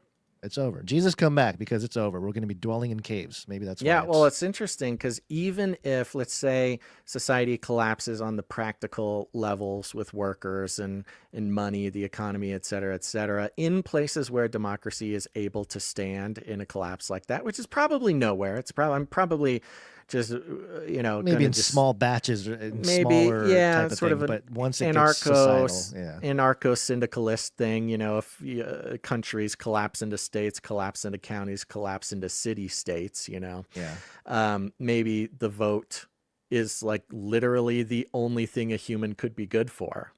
If somehow the idea that human well-being is still like considered matters. Like that's kind of the core of any type of politics, or political system or whatever. I mean, in theory, at its best, the very basic reason for a person to exist in a society is to be a voter, to vote. Now, of course, we know things are too big, things are too unwieldy, things are too corrupt, and we can argue against that all we can right now. But think about if, your town, just your town, if there was no federal voting, if there was no state voting, if it was anarcho-syndicalism, the people in your city are your, network state people. That is probably going to be more of a network state thing, honestly. Yeah. True. But the representation of an individual human's will, that should be what a vote it really represents. That's going to be like the only thing humans are good for, if that, which is ironic because it's not really good for anything right now. We know. Yeah. So who knows? Maybe it'll make a switch. Quote, dwindling workforces, reduced savings and investment, and unsustainable social outlays and budget deficits are all on the cards for today's developed countries without sweeping changes in immigration, life cycle, earning, and consumption patterns, and government policies for taxation and social expenditures. Super elders, woo, super elders of 80 plus years of age are the world's fastest growing cohort. By 2050, there will be more of them than children in some countries. The burden of caring for people with dementia will pose growing costs, human, social, economic, in an aging and shrinking world. Yikers, Gons. But what do we expect? What do we expect? Yeah. I mean, these were all things that were considered, fringe weirdo things to talk about. I'm surprised they don't even mention robots in this, but it's almost like the implication just screams throughout the whole thing. Especially on this show, it's almost, you can't even read it without thinking of those things. It really is the only solution, and it's the only way where an individual humans vote if some sort of democracy could survive. And of course, there's things like DAOs and stuff, some techno-democracy sort of system. But yeah, they're catching up. They're catching up to just the direness and the irony of living in a country where even today, there's people saying that we need to have less babies. We need to have less people. There's too many people, blah, blah, blah. We're getting exactly what they've been asking for. It kind of trips me out more and more. Obviously, we've been tripped out about this entire thing. I mean, that's part of the whole culture of the show. But the 144,000, that's mentioned in the book of Revelation, in Revelation 14, I think it's verse 4, it talks about how they are the ones that are not defiled with women, for they're virgins. And they're the first, they're redeemed from among men. So they're like the first fruits of God's sort of, end times resurrection type thing. But they're born without that. I don't know. It says not defiled by women or with women. Some say it's just virgins, being virgins, or possibly there's something there where, I don't know. My brain goes to places where I don't know if I'm No, of course. I mean, I don't think you're being ideas. too crazy. But it makes sense in the context of a world where an elderly, super elder generations, and a lot of people probably living a little longer based on the technology and science and everything, and maybe not a pleasant life, but certainly, staying alive, the average age going up again at some point. And I'm just thinking about Elon's quest for Neuralink and all these brain-computer interface projects going on out there because, is everyone going to be hooked in at the end? And then you got to be, like, if you're born like a more natural way as God kind of designed, it's going to be, you guys are, it's almost like it's like the first fruits. Yeah, to well, God we know. And to the Lamb. We know that's certainly part of the plan. Yeah. It's just wild to me how a story that is, as secular, I suppose, when it comes to, who's talking about it and everything, is so biblical. Like they don't even realize how biblical it is. Dr. Eberstadt, I don't know if he realizes how biblical of a situation we're in, So, yeah, anyway. For sure. Okay, well, let's take a second. Speaking of which, let's thank some producers real quick, and then we got some more great stories. What do you say? Let's do it. Yep. All right. These are people who come in, they support the show with their time, their talent, or their treasure. We love them. They're very important. And remember, their support is not just for the show. It is for every single person out there listening. So make sure to take a second and thank God for these people because they're the ones keeping or making this episode possible. So big shout out. Remember, they go to canarycry.support to learn all about the value for value model and just how essential it is, especially moving into the dystopia that we're facing. Sovereignty, folks. Sovereignty. It's the word of the day.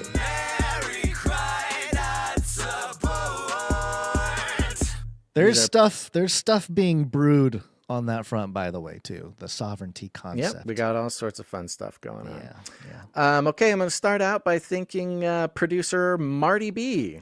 Marty B. Is he a knight? Oh, we've gone through this before, We've gone through this. We go through this almost every time. I know. Did we not? Did we settle it? I don't remember if we settled it. Hold on. You're going to have to check the Canary Cry Roundtable. I will check the Roundtable, yeah. Sir Marty Knight of the Base. Yes, Sir Marty Knight of the Base, episode 533. Okay, Thank you. Okay. There you go. Put this here so I can remember it. Sir Marty of the Base. Okay. Coming in, supporting the show. Thank you very much. Nice round number, I believe. I think some fees got tacked on here, which confused me a little bit. But coming in, supporting the show very generously. Thank you so much, Thank you, Sir Marty, Night of the Base. Sir Marty. Next up, we got producer Mark B. Mark B. All the B's coming in. Yeah, Mark B came in with the snail mail. And for those who like snail mail, like sending letters or checks or whatever, you can go to canarycry.support, scroll all the way to the bottom. You'll see our snail mail address. Remember, you got to address your check and your envelope to Gons Shimura there. Don't put Canary Cry because they don't like that. Thank you very much, Mark B. Oh, he had a little note on his thing, didn't he? Let me see here. Yeah, I think pull it up. I think I have it here. It says, Jesus bless your ministry. Thank you very much, Mark. Thank you. Appreciate it. Jesus does bless our ministry. Next up, we got John B. Look at all the John B's. B. Oh, wow. Yeah, and John B., he did the right thing. He's a man of honor, and he went to CanaryCrySupplyDrop.com and joined the supply drop for $33 a month. There you go. Thank you very much. You've joined the ranks. Little supply drop jingle you can play there somewhere. Do we have one? I know we have the hell. Yes, we do have a supply drop. Waiting for supply drop.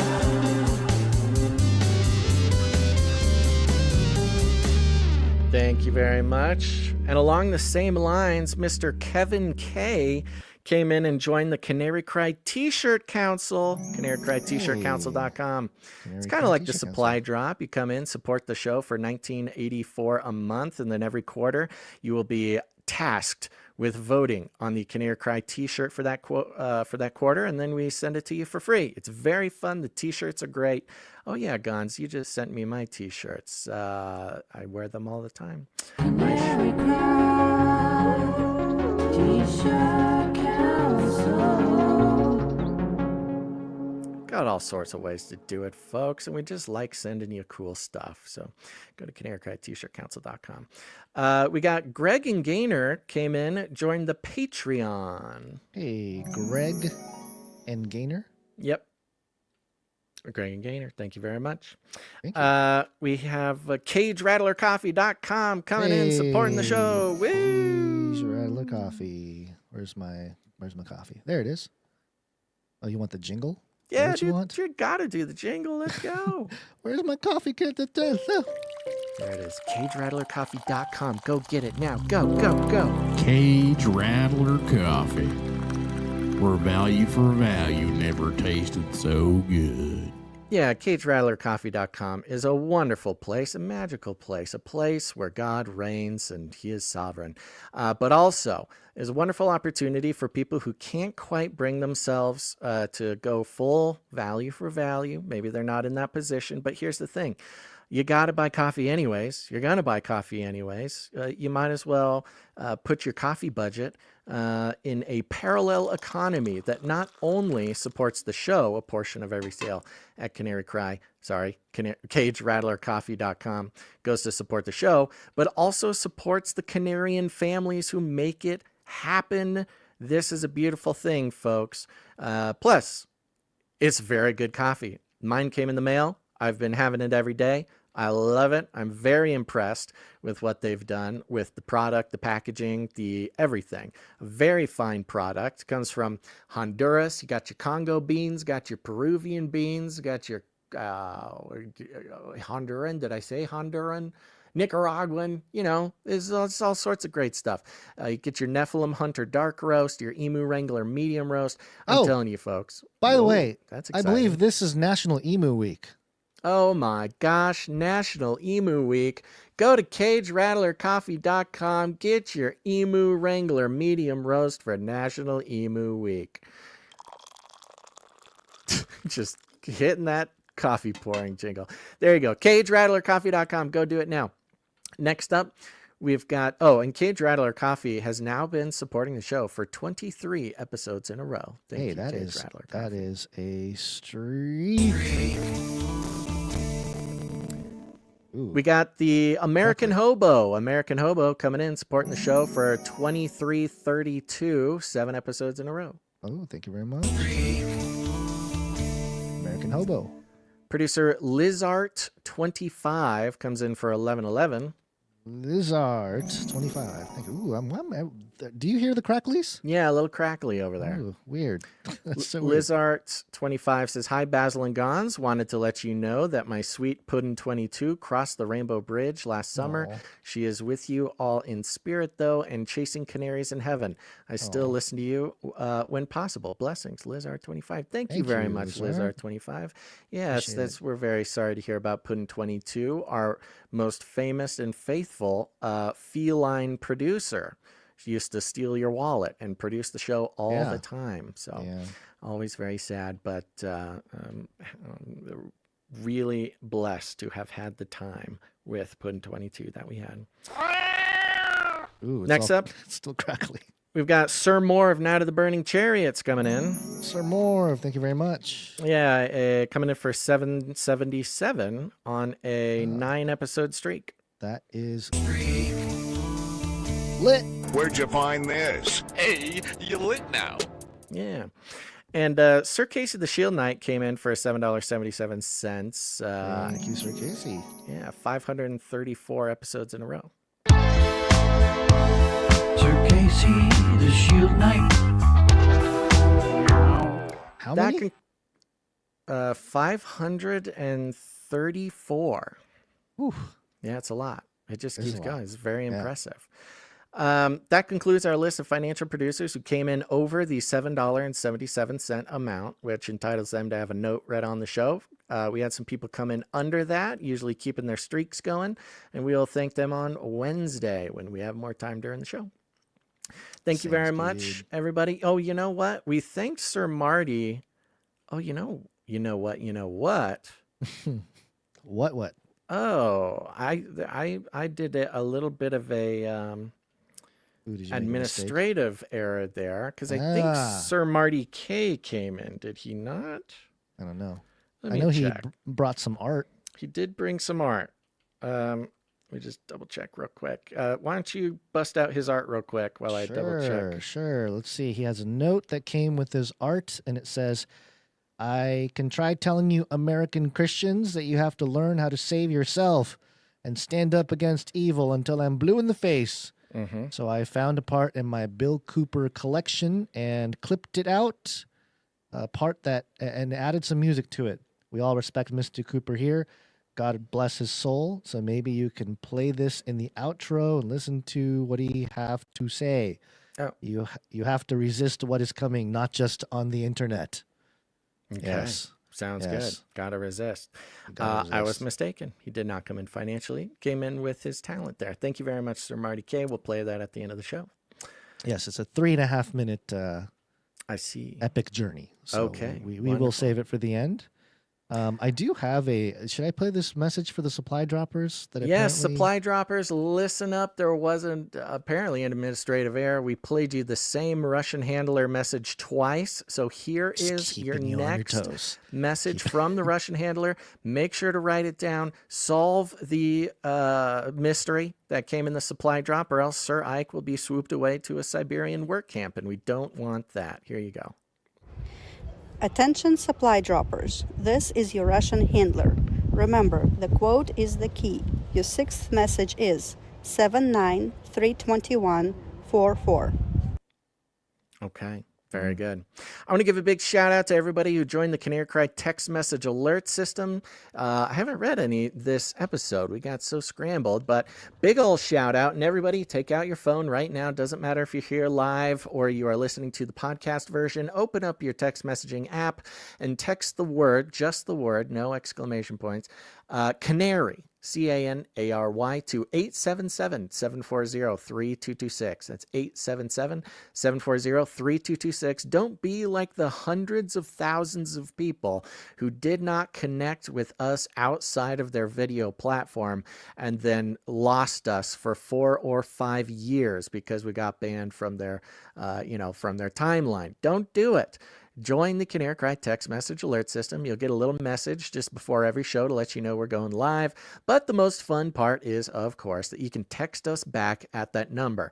I read them all. I love them all. I can't text you back because it's very expensive for us to do so. But you can be like 678, who says, was just blabbing about you guys to our lactation consultant, sharing the good news about the pod. Spread the word to the baby mamas. God bless, brothers. Bring it home. Thank you very much. 678. Sharing the show with lactation consultants. I'm assuming that means you have a baby, a new baby. Congratulations. Yeah. And yes, make sure that baby, all the babies, know what the best podcast in the metaverse is. Yeah, you're fighting the system when you have little babies. It's the best way to fight the system. Yep. 614 texted and says, what time did the dentist pull the tooth? 2:30. 2:30. See, it's a good one. It's a classic. Okay. It's a classic. Yeah. It's a classic. Good. I like the dad let's jokes. see here. 479 says, hey guys, just signed up for the T-shirt council after a bit of a hiatus. Sending love from the Hampton Roads region. Semper Paratus.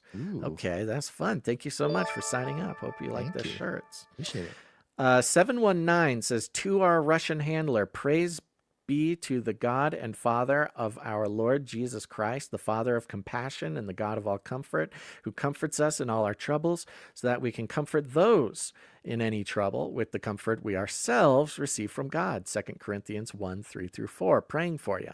There you go. That's right. We're keeping the Russian handler in our prayers. Yeah. Thank you. There you go. We had a few more people who texted in. Thank you so much for that. And you should do it too, folks. Text the word Canary to 877-740-3226. Get on the list, and you can be like Monica, who says, yay, happy Monday, boys. I'll get to tune in live for a bit. I'm interviewing a functional medicine doctor for my podcast in an hour. Any prayers would be greatly appreciated. Have a great show. Monica. Okay, good job, Monica. She's on the train. She's doing it. We encourage everybody to podcast your little hearts out. I think it's one of the greatest things we have the ability to do as people these days. And it's one of those things. You got to commit your life to it. And it sounds like Monica is really getting at it. Monica, make sure to put the name of your podcast in your messages, because I have yet to memorize it. Okay. Thank you very much. We're going to let people know about that. Cool. There you go. Thank you to everybody who texted and joined. That's good for today. We'll need to keep moving. All righty. Go to canarycry.support. Canarycry.support. It's time for some cyborgs and some biblical stuff. You ready? Okay. Yeah, let's go, dude. Let's do it. Where's my cyborg? Are you ready to become cyborg? Maybe. It's got to be biblical. Maybe. Beast system. Speaking of the beast system, beast system. They can't leave the cicadas alone. They just They love won't the do bugs. They love the bugs. This is coming from Futurism.com. The headline, scientists direct cyborg cicadas to play a horrendous droning rendition of Pachelbel's canon. It says here, Pachelbel's canon in D is like the doom of the music world. It's been performed on everything from train horns to rubber chickens to strange juggling bells. It would truly be easier to find an instrument the canon hasn't been played on. Recently, a new instrument, quote unquote, entered the pantheon. Only it's not an instrument at all, but rather an insect, stuck with probes and zapped with electricity. If you're imagining a typical wedding arrangement of Pachelbel's canon played on a harp or string quartet, you might be disappointed because this particular rendition uses the face-scrunching sounds of the brown cicada. The quote-unquote breakthrough, if we're calling it that, comes from a team at the University of Tsukuba in Japan, which stuck a choir of cicadas full of electrodes to make them sing. Of course it's coming from Japan. And my people. This is why there's depopulation in Japan. They're just too busy. Paid for this. Somebody paid too money. busy doing this. All right, you want to hear a little bit?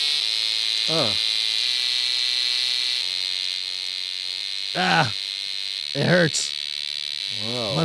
Must get through cicadan. Oh, the harmony. It's good harmony, though. This is crazy. And on the screen is the cicadas in front of a microphone, like a shotgun mic, and they're like plugged in, you know?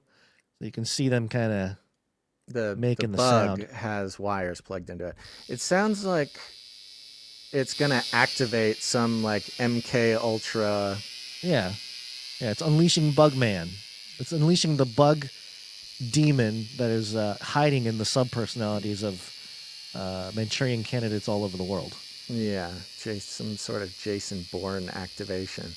Yeah. So anyway, yeah, you're right. They gotta leave the bugs alone, man. I mean, it's so funny. The past few years, of course, the hype cycle about the cicada broods, the mega brood, the apocalyptic cicadas, eat the cicadas, the psychedelic cicadas. Yeah. The cicada stories never end. And now Cicada 3301 recruiting 3301, of course, and now cyborg cicadas. It's like they're taking these cicadas, at least the media, using as some sort of communication device. Now, of course, Cicada 3301 is an old school canary cry story that a lot of people might not know about, but was sort of an underground CIA recruiting operation that presented itself as like a mystery online that you could join. It was a riddle.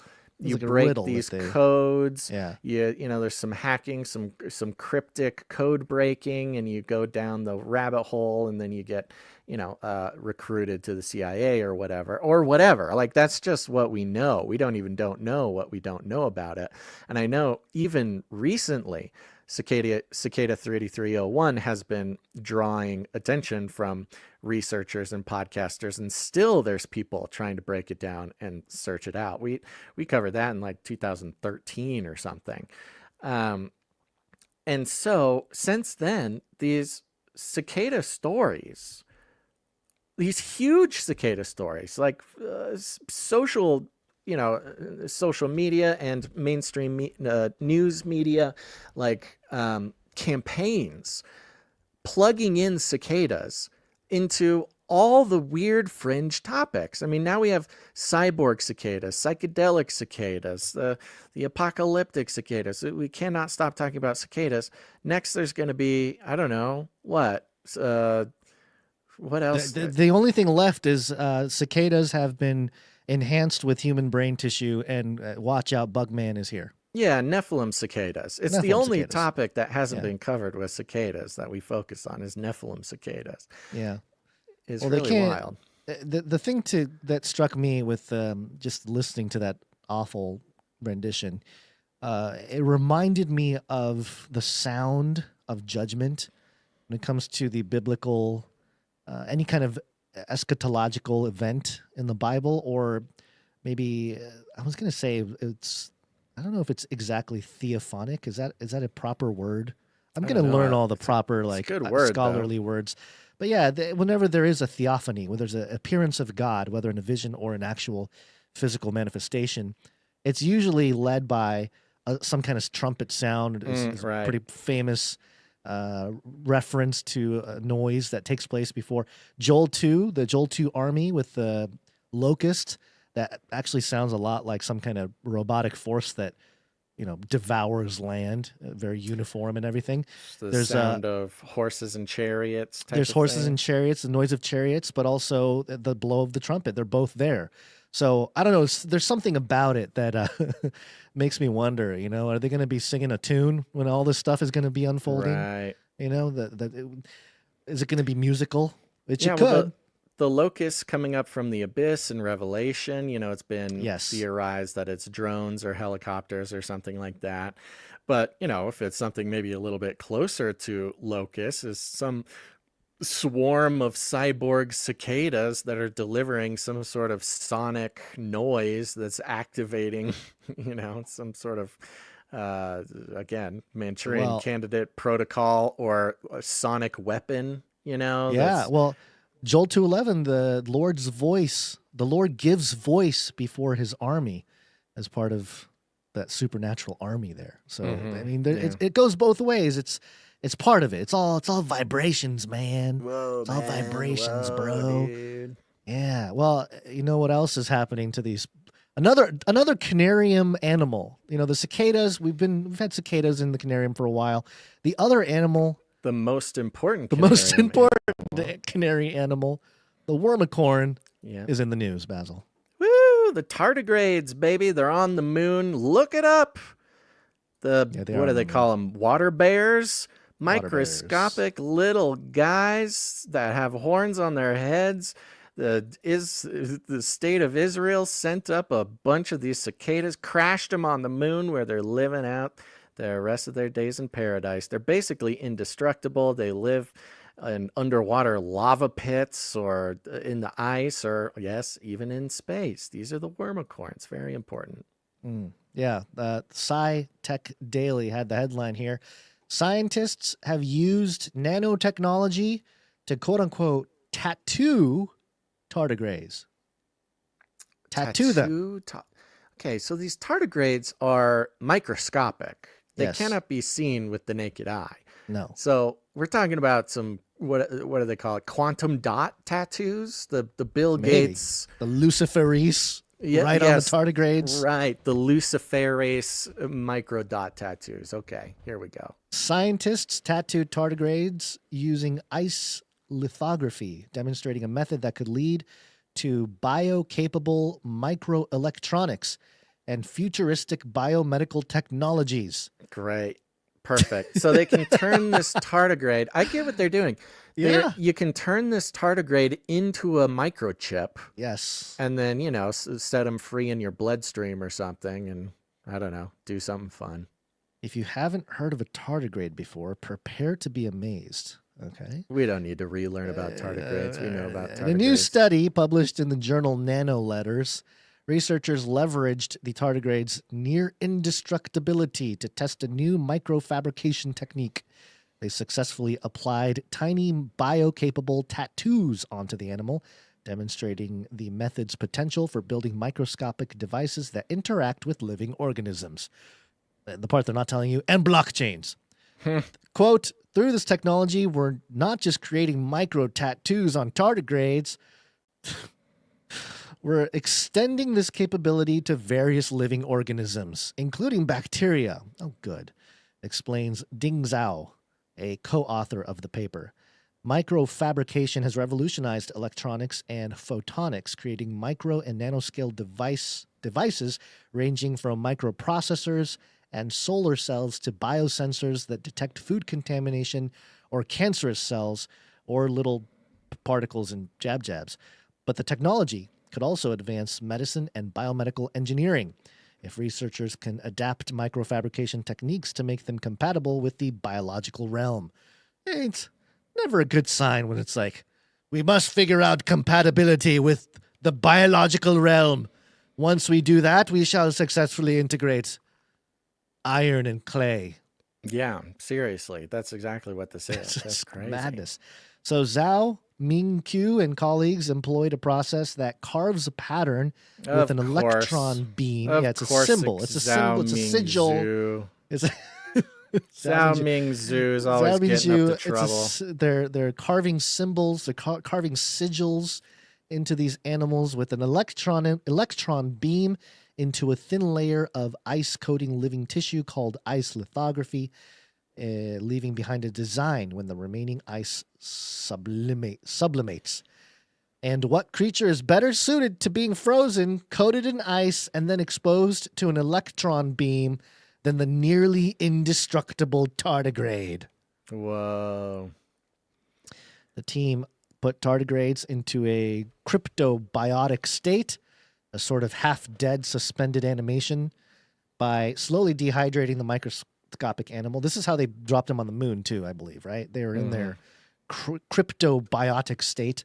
Then the researchers placed an individual tardigrade onto a carbon composite paper, cooled the sheet down to negative 226 degrees Fahrenheit, and covered the water bear with a protective layer of anisole, an organic compound that smells like anise. The frozen anisole protected the tardigrade's surface from the focused electron beam as it drew the pattern. When exposed to the beam, the anisole reacted and formed a new biocompatible chemical compound that stuck to the tardigrade's surface at higher temperatures. As the tardigrade warmed to room temperature under vacuum, any unreacted frozen anisole sublimated and left behind the pattern of reacted anisole. Finally, the researchers rehydrated and revived the tardigrade, which then sported a new tattoo. The precision of this technique allowed the team to create a variety of micro patterns, squares, dots, and lines as small as 72 nanometers wide. Pretty small. And even the university's logo. 72. You know, do you remember how many people Jesus sent out to do his thing? It was 70 or 72, which are interchangeable in the Bible. Incredible. Incredible. 72 disciples. Good job, Zhao. But then, yeah, under the careful guiding hand of Zhao Mingju, it's 72 nanometers. Gavin King, a researcher credited with inventing the ice lithography technique, who was not involved in this study, concludes, quote, "It is challenging to pattern living matter." I wonder why. "And this advance portends a new generation of biomaterial devices and biophysical sensors that were previously only present in science fiction." That's the second time today, Basil, that we've had the reference to science fiction as like some cultural bridge for people to understand what's happening. Yeah, because there's so much. Yeah, people's minds are blown. You know, they're laying out some things that only previously were science fiction. And if you haven't been paying attention for a decade, you know, you talk to us 10 years ago, AI, robots, blah, blah, blah. It's not science fiction if you're paying attention. Right. It's only science fiction if you're not paying attention. Well, it also shows that a lot of the predictive programming it's coming, you know, the harvest time for all that predictive programming. Yeah, you know? right. Yeah, so that's a big very part of that. Interesting. All right. Well, that's about it, folks. Pay attention. Keep your eyes open. Things are happening. And there's a couple more races in the Kentucky Derby, so pay attention, and we'll see how sovereignty does over journalism in those races. What is it? Is there it's another Monday? Challenger? Yeah, it's Monday. Do you want to do this last story? It's quick. You want to? Well, if you want to. Let's I'm trying to get you out by your time here, but go ahead. I got. It's Monday, right? Mm-hmm. Yeah, I got time. Okay.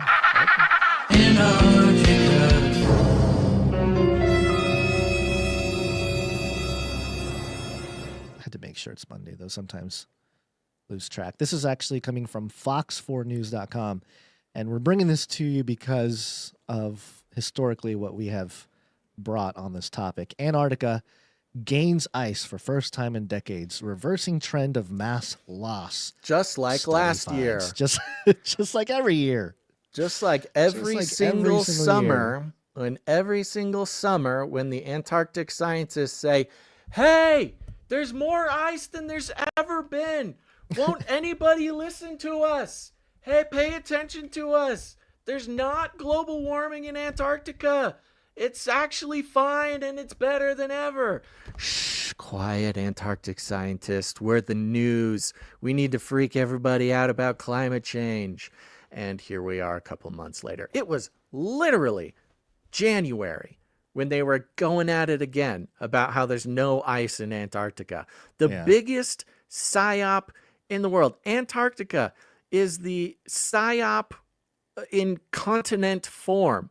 The great white continental desert. Psyop. Yes, a continental psyop that nobody's like allowed to go to or see or do or whatever. And if you are, you're not allowed to walk around. They'll take you to exactly where it is. Of course, it's just the ice wall protecting the rest of us from the spreading darkness from inside the hollow Earth. See, you thought I was going to say flat Earth. The hollow Earth is protecting it's hollow us flat, yes, from whatever's in there. But yeah, it's absolutely insane. And they love using Antarctica because they can just say whatever they want. They can even contradict exactly what the quote-unquote Antarctican scientists actually say and publish, because nobody checks, nobody cares. It's scientific bias. And it's also, now what I am very interested to see with Antarctica the past 5 or 6 years we've been covering every single story that happens down there, it is not only a psyop in itself, but it's a staging platform. The continent of Antarctica is a staging platform again for other cultural psyops. You had, trans people planting the flag on the pyramids. You had the gay weddings. You had the, the celebration of diversity. You had women going across the Antarctica and making it, it was a whole big thing. It was a way to highlight moments that supported the ongoing, sort of social engineering. But things are different. Times have changed. There's a new guy in charge. Culture is heading another direction. Will we again get men climbing mountains? I don't know. Will we get, I don't know, some sort of like beer brand coming out of Antarctica? I don't know. I can't tell you. But I will tell you, now that Joe Biden isn't president, so there's more ice than there's ever been. Wonderful. Well, I think it's interesting because, to your point, we've been tracking a lot of what people have, not real, but just scientists have published about this issue, and how there's always ice being formed. There's always ice melting. It's not just like static. It's there, or it's melting, or it's, there's a ebb and flow to this. And depending on what political audience you have, political climate, you can kind of focus in on whatever you want. So if you want to bring that fear of, the ice is melting and all that, you can just focus on the areas where it's melting. It was literally last week. Last week I read an article that says Doomsday Glacier is melting. They're still on that. Yeah. They're still doing the Doomsday Glacier melting. It's all going to kill us. But listen to this. This is Fox. Remember, this is Fox. So this is the other side of the aisle when it comes to, news brought to the masses, or I guess, I don't know how many people are really watching Fox these days, but more than CNN. Fox still gets pretty good ratings, actually.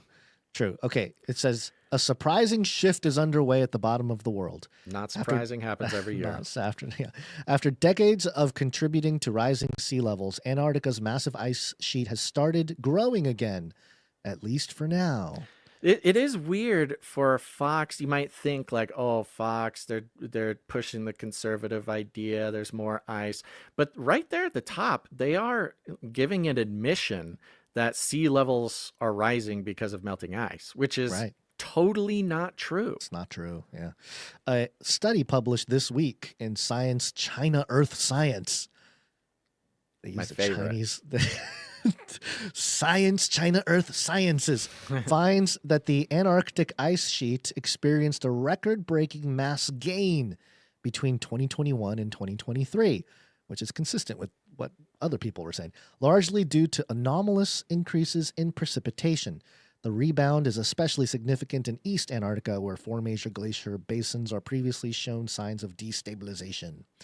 And, they show some pictures and whatnot, and whatever, like it doesn't really matter what the thing is, but the point being that you can kind of focus in on whatever you want. That's why it's such a good messaging platform. That's why Antarctica is a messaging platform, because you can use whatever message you have to get across. You can apply it to something in Antarctica and call it science. And call it science. That's the thing. Yeah. And it's pure illusion. It's really incredible. Anyways, those who have been with us for years, you're seeing this yet again. But if you're maybe new, you should go to canarycrynewstalk.com and just search for Antarctica, and you can see this. I don't know. There's no graph, but you can see this theme throughout the years of whatever the cultural moment calls for. Antarctica is deployed. I'm like even questioning if it exists. Like it's used so flippantly. I'm like, I need to go there to even see if it's there. That's kind of my feeling with a lot of things these days is, if I don't really see it for myself, and I get it, like there's a certain level of collective, agreement on certain things, but yeah, the whole reality's breaking down, Basil. The whole thing is falling apart. Nephilim penguins harvesting pineal glands of penguins. Like, it's just insane down there. Yeah, it's wild, wild, wild. All right, everybody. the Nazi bases there. You know, it was Of course. Argentina was just a pit stop for Hitler. You know. Yeah, you know, it's been interesting. The media's been reporting on the old Arctic Nazi bases recently. And I'm just waiting. They have not been mentioning the Antarctic ones for some reason. It's very buying some time. I know. They're going to deploy the stories about the Nazi Antarctic bases when the messaging is right, when it really will count. Who knows? All right, everybody. Thanks for being here. Thanks to all the producers coming in with their time, their talent, or their treasure, who see beyond the illusion, who have shattered the hologram that is the way we are to expect media to exist in this world. And that is not as some sort of attention harvesting mechanism by which we sustain ourselves by selling your soul. That is not what we do here. We're on the value for value model. And whatever value means to you, it doesn't have to be money. It could be your time, your talent, your treasure. I highly encourage you. Feel the feeling. You know, this might sound like a joke. Somebody might feel like I don't know, being silly here, or maybe exaggerating or something. There's a special feeling that comes from breaking out of the sort of beast mammon worshiping system. And you can do this a lot of ways. For me, tithing is this way. When I tithe, I can just like feel this power, both this power come off me, like I just move easier. I feel more connected to what really matters. I feel less enslaved. For me, tithing is a huge example of that. But we also, you know, we produce other shows, value for value as well. It's the same thing when you give a guy $1 on the street, or, you know, at the stoplight or something, or you participate in some rebellious transaction that is not sort of blessed by the state or the economy, or even just the sort of quote unquote common sense of money. Okay. This is part of the spiritual war. And I encourage you, again, it doesn't have to be money, but time, talent, or treasure.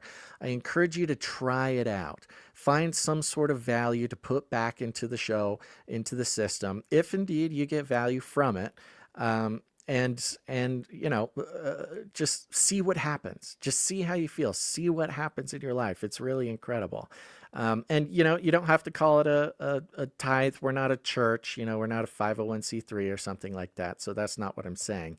Although some people, you know, feel that this is kingdom work and they want to be involved in that. And there's a special thing that comes with that too. So whatever it is, for your own sake, try experimenting with not aligning yourself with how the beast system tells you you're supposed to interact financially with the world.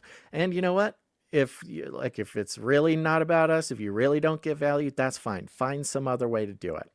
But I highly encourage you to do so. So big old thank you to our executive producers, our monthly producers, and all the producers who came in today with their time, their talent, or their treasure. And I want to thank the people who came in and help us out pretty regularly with processes on the back end as well, because that is value we could not pay for if we had to. And I will remind everybody, if you go to canarycry.support, scroll all the way down to the bottom, you'll see a form. If you fill out that form, it'll put you on a spreadsheet for us, and you can tell us if you want to like help us out with stuff on the back end. I don't know. There's all sorts of stuff. From helping us with spreadsheets to helping us post stuff to help develop some of our programs on the back end that we're working on, all sorts of stuff. Go check out that form there. But a big old shout out to the timestampers. Timestamp, it's hard work. Timestamp. And I'm saying it now, we're committing again. We don't know why this stopped happening, but we're going to start putting these timestamps into YouTube, because apparently they made it much easier to link these timestamps to the actual show. So hopefully that'll help people navigate the show a little bit better. But these are done usually live during the show by some really faithful producers. Who are we thanking today for that, Gons? Jade Bouncerson coming in with last episode's timestamps. So thank you very Jade. much, Jade Bouncerson. Appreciate Thank you to Jam for heading up the Telegram channel. Thank you to Adam42 for heading up the Discord channel. If you're a Telegram or a Discord person, you can go to canarycry.party and you'll find all sorts of links, but you can also find the invite links to those two groups. They're great. Go get in touch. Make some friends. Thank you to Joe for the feedback. Thank you to Clank for all you do. Got your messages. Working hard. Appreciate that, buddy. And other than that, don't share this show. This show is not for anybody else. It is for you. It is for whoever God brings to this show. And, just stay sensitive to the Holy Spirit. If you're at lactation class and, God says, hey, this lactation student needs to know about the show, that is when you have permission to share it. But don't just be sharing it around willy-nilly. This is exclusive, secret information that can be too much for people who are not ready to wake up and see that the mainstream media does not have their best interests at heart. So do with that what you will. We call it rattling cages, and all you got to do is walk right up to him, grab him by the cage, and then you shake it. The end of the world occurred pretty much as we had predicted. I want to shake things up, stir up some controversy, rattle a few cages. Hey, stop that! You'll never silence me. I'm the last angry man, a crusader for the little guy. Leave the bird alone. Never. Rattle a few cages. Rattle a few cages. The human race will have every opportunity to improve. And if they don't? Ask Noah. That's right. Just ask Noah. Guns, you got any last words? Happy Cinco de Mayo. Happy National Emu Week. We'll see you on Razzle Dazzle Basil Day, May 7th. A lot going on this week. It's a big week. It's a big week. Elon's 23rd anniversary of launching SpaceX tomorrow. And what else? The Lusitania sank on Wednesday. We're gonna need to consult the Canary Cry calendar board of regents to see if we can get the what is it, Kentucky Derby on the calendar. Ah, yes. I will gladly go to Kentucky Derby on reporting behalf live of the show. Reporting live from the Kentucky Derby. Let's break it down. Don't eat nuts, folks. Don't eat nuts while you're here. Exposed. Well, yeah, successfully avoided the nuts. Another big day this Friday, Sir Darren is reminding me that it's Basil's appendix exploding day. Hey, lots of anniversaries this week. It's almost been 2 years. Look at that. Isn't that crazy? Incredible. All right, everybody. Thanks for tuning in to this episode of Canary Cry News Talk. You make sure to tune in again. But until then, think outside the cage. Do not come back, you Nazi psychopaths. We will hunt you down and make you pay. Remember, reality is an illusion. The universe is a hologram. Buy gold. Bye! Sadly, the virus itself, particularly the variant called Omicron, is a type of vaccine. That is, it creates both B-cell and T-cell immunity.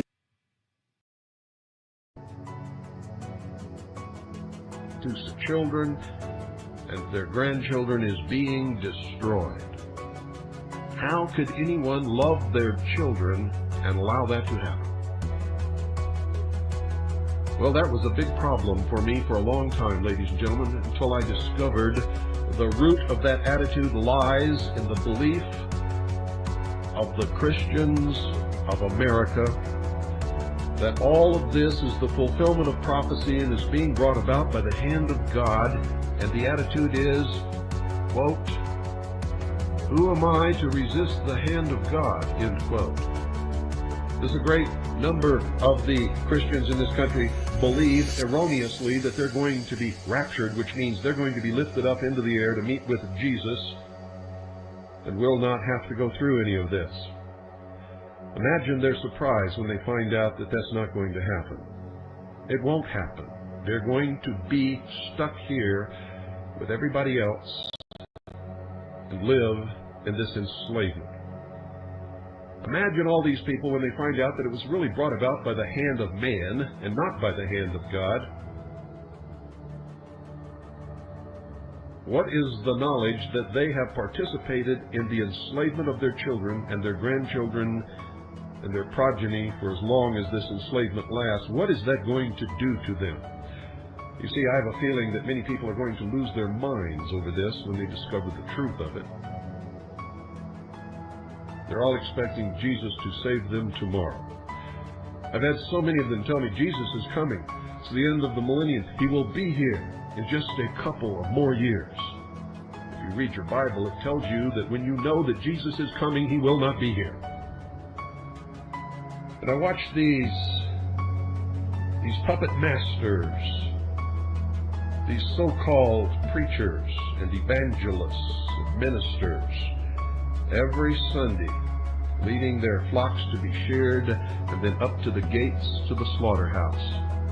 And I watch these people follow them without question, as if they were not born with a brain at all. Because most of what these people say, the Bible says, is a lie. Most of what these people say is going to happen is a lie. Most of what these people tell these people at these meetings and on television around the world is just quite simply lies. You see, they are the Valium that keeps Christians from doing what they know they should do.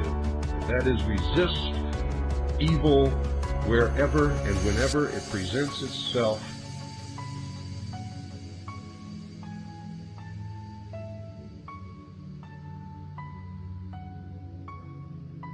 And always do the right thing when it is required.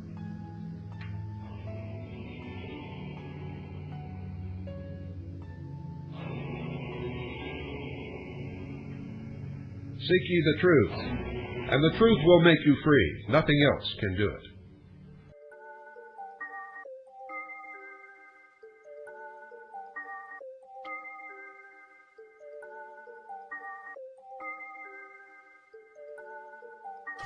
Our enemies are innovative and resourceful, and so are we. They never stop thinking about new ways to harm our country and our people, and neither do we. One of my concerns is that the healthcare not be as good as it can possibly be. I know the human being and fish can coexist peacefully. They want us to leave. That's what they want us to do. And I think the world would be better off if we did leave. If we didn't, if you don't stand for anything, you don't stand for anything. If you don't stand for something, you don't stand for anything. That there be a stable Iran.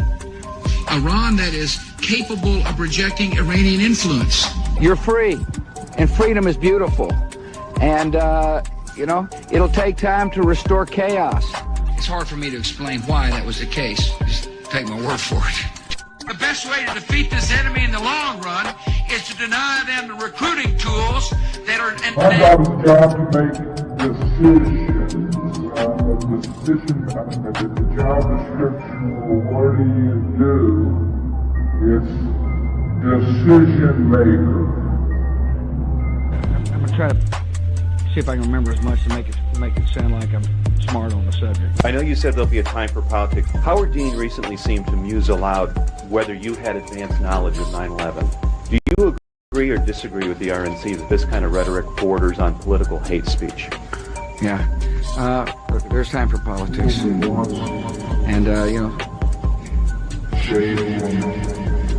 it's time for politics. And, it's an absurd insinuation. You can't get fooled again. What kind of country we're going to be? 4 more years of Georgia, he's going to find ourselves in a position where we choose truth over facts. And Corn Pop was a bad dude. Those Joe Biden shoulder massages, they're like magic.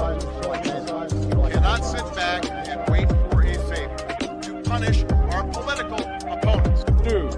Now, I have to go back to work on my State of the Union speech. And I worked on it till pretty late last night. Dude. But I want to say one thing. I did not have sexual relations with that woman. And I need to go back to work for the American people. Dude.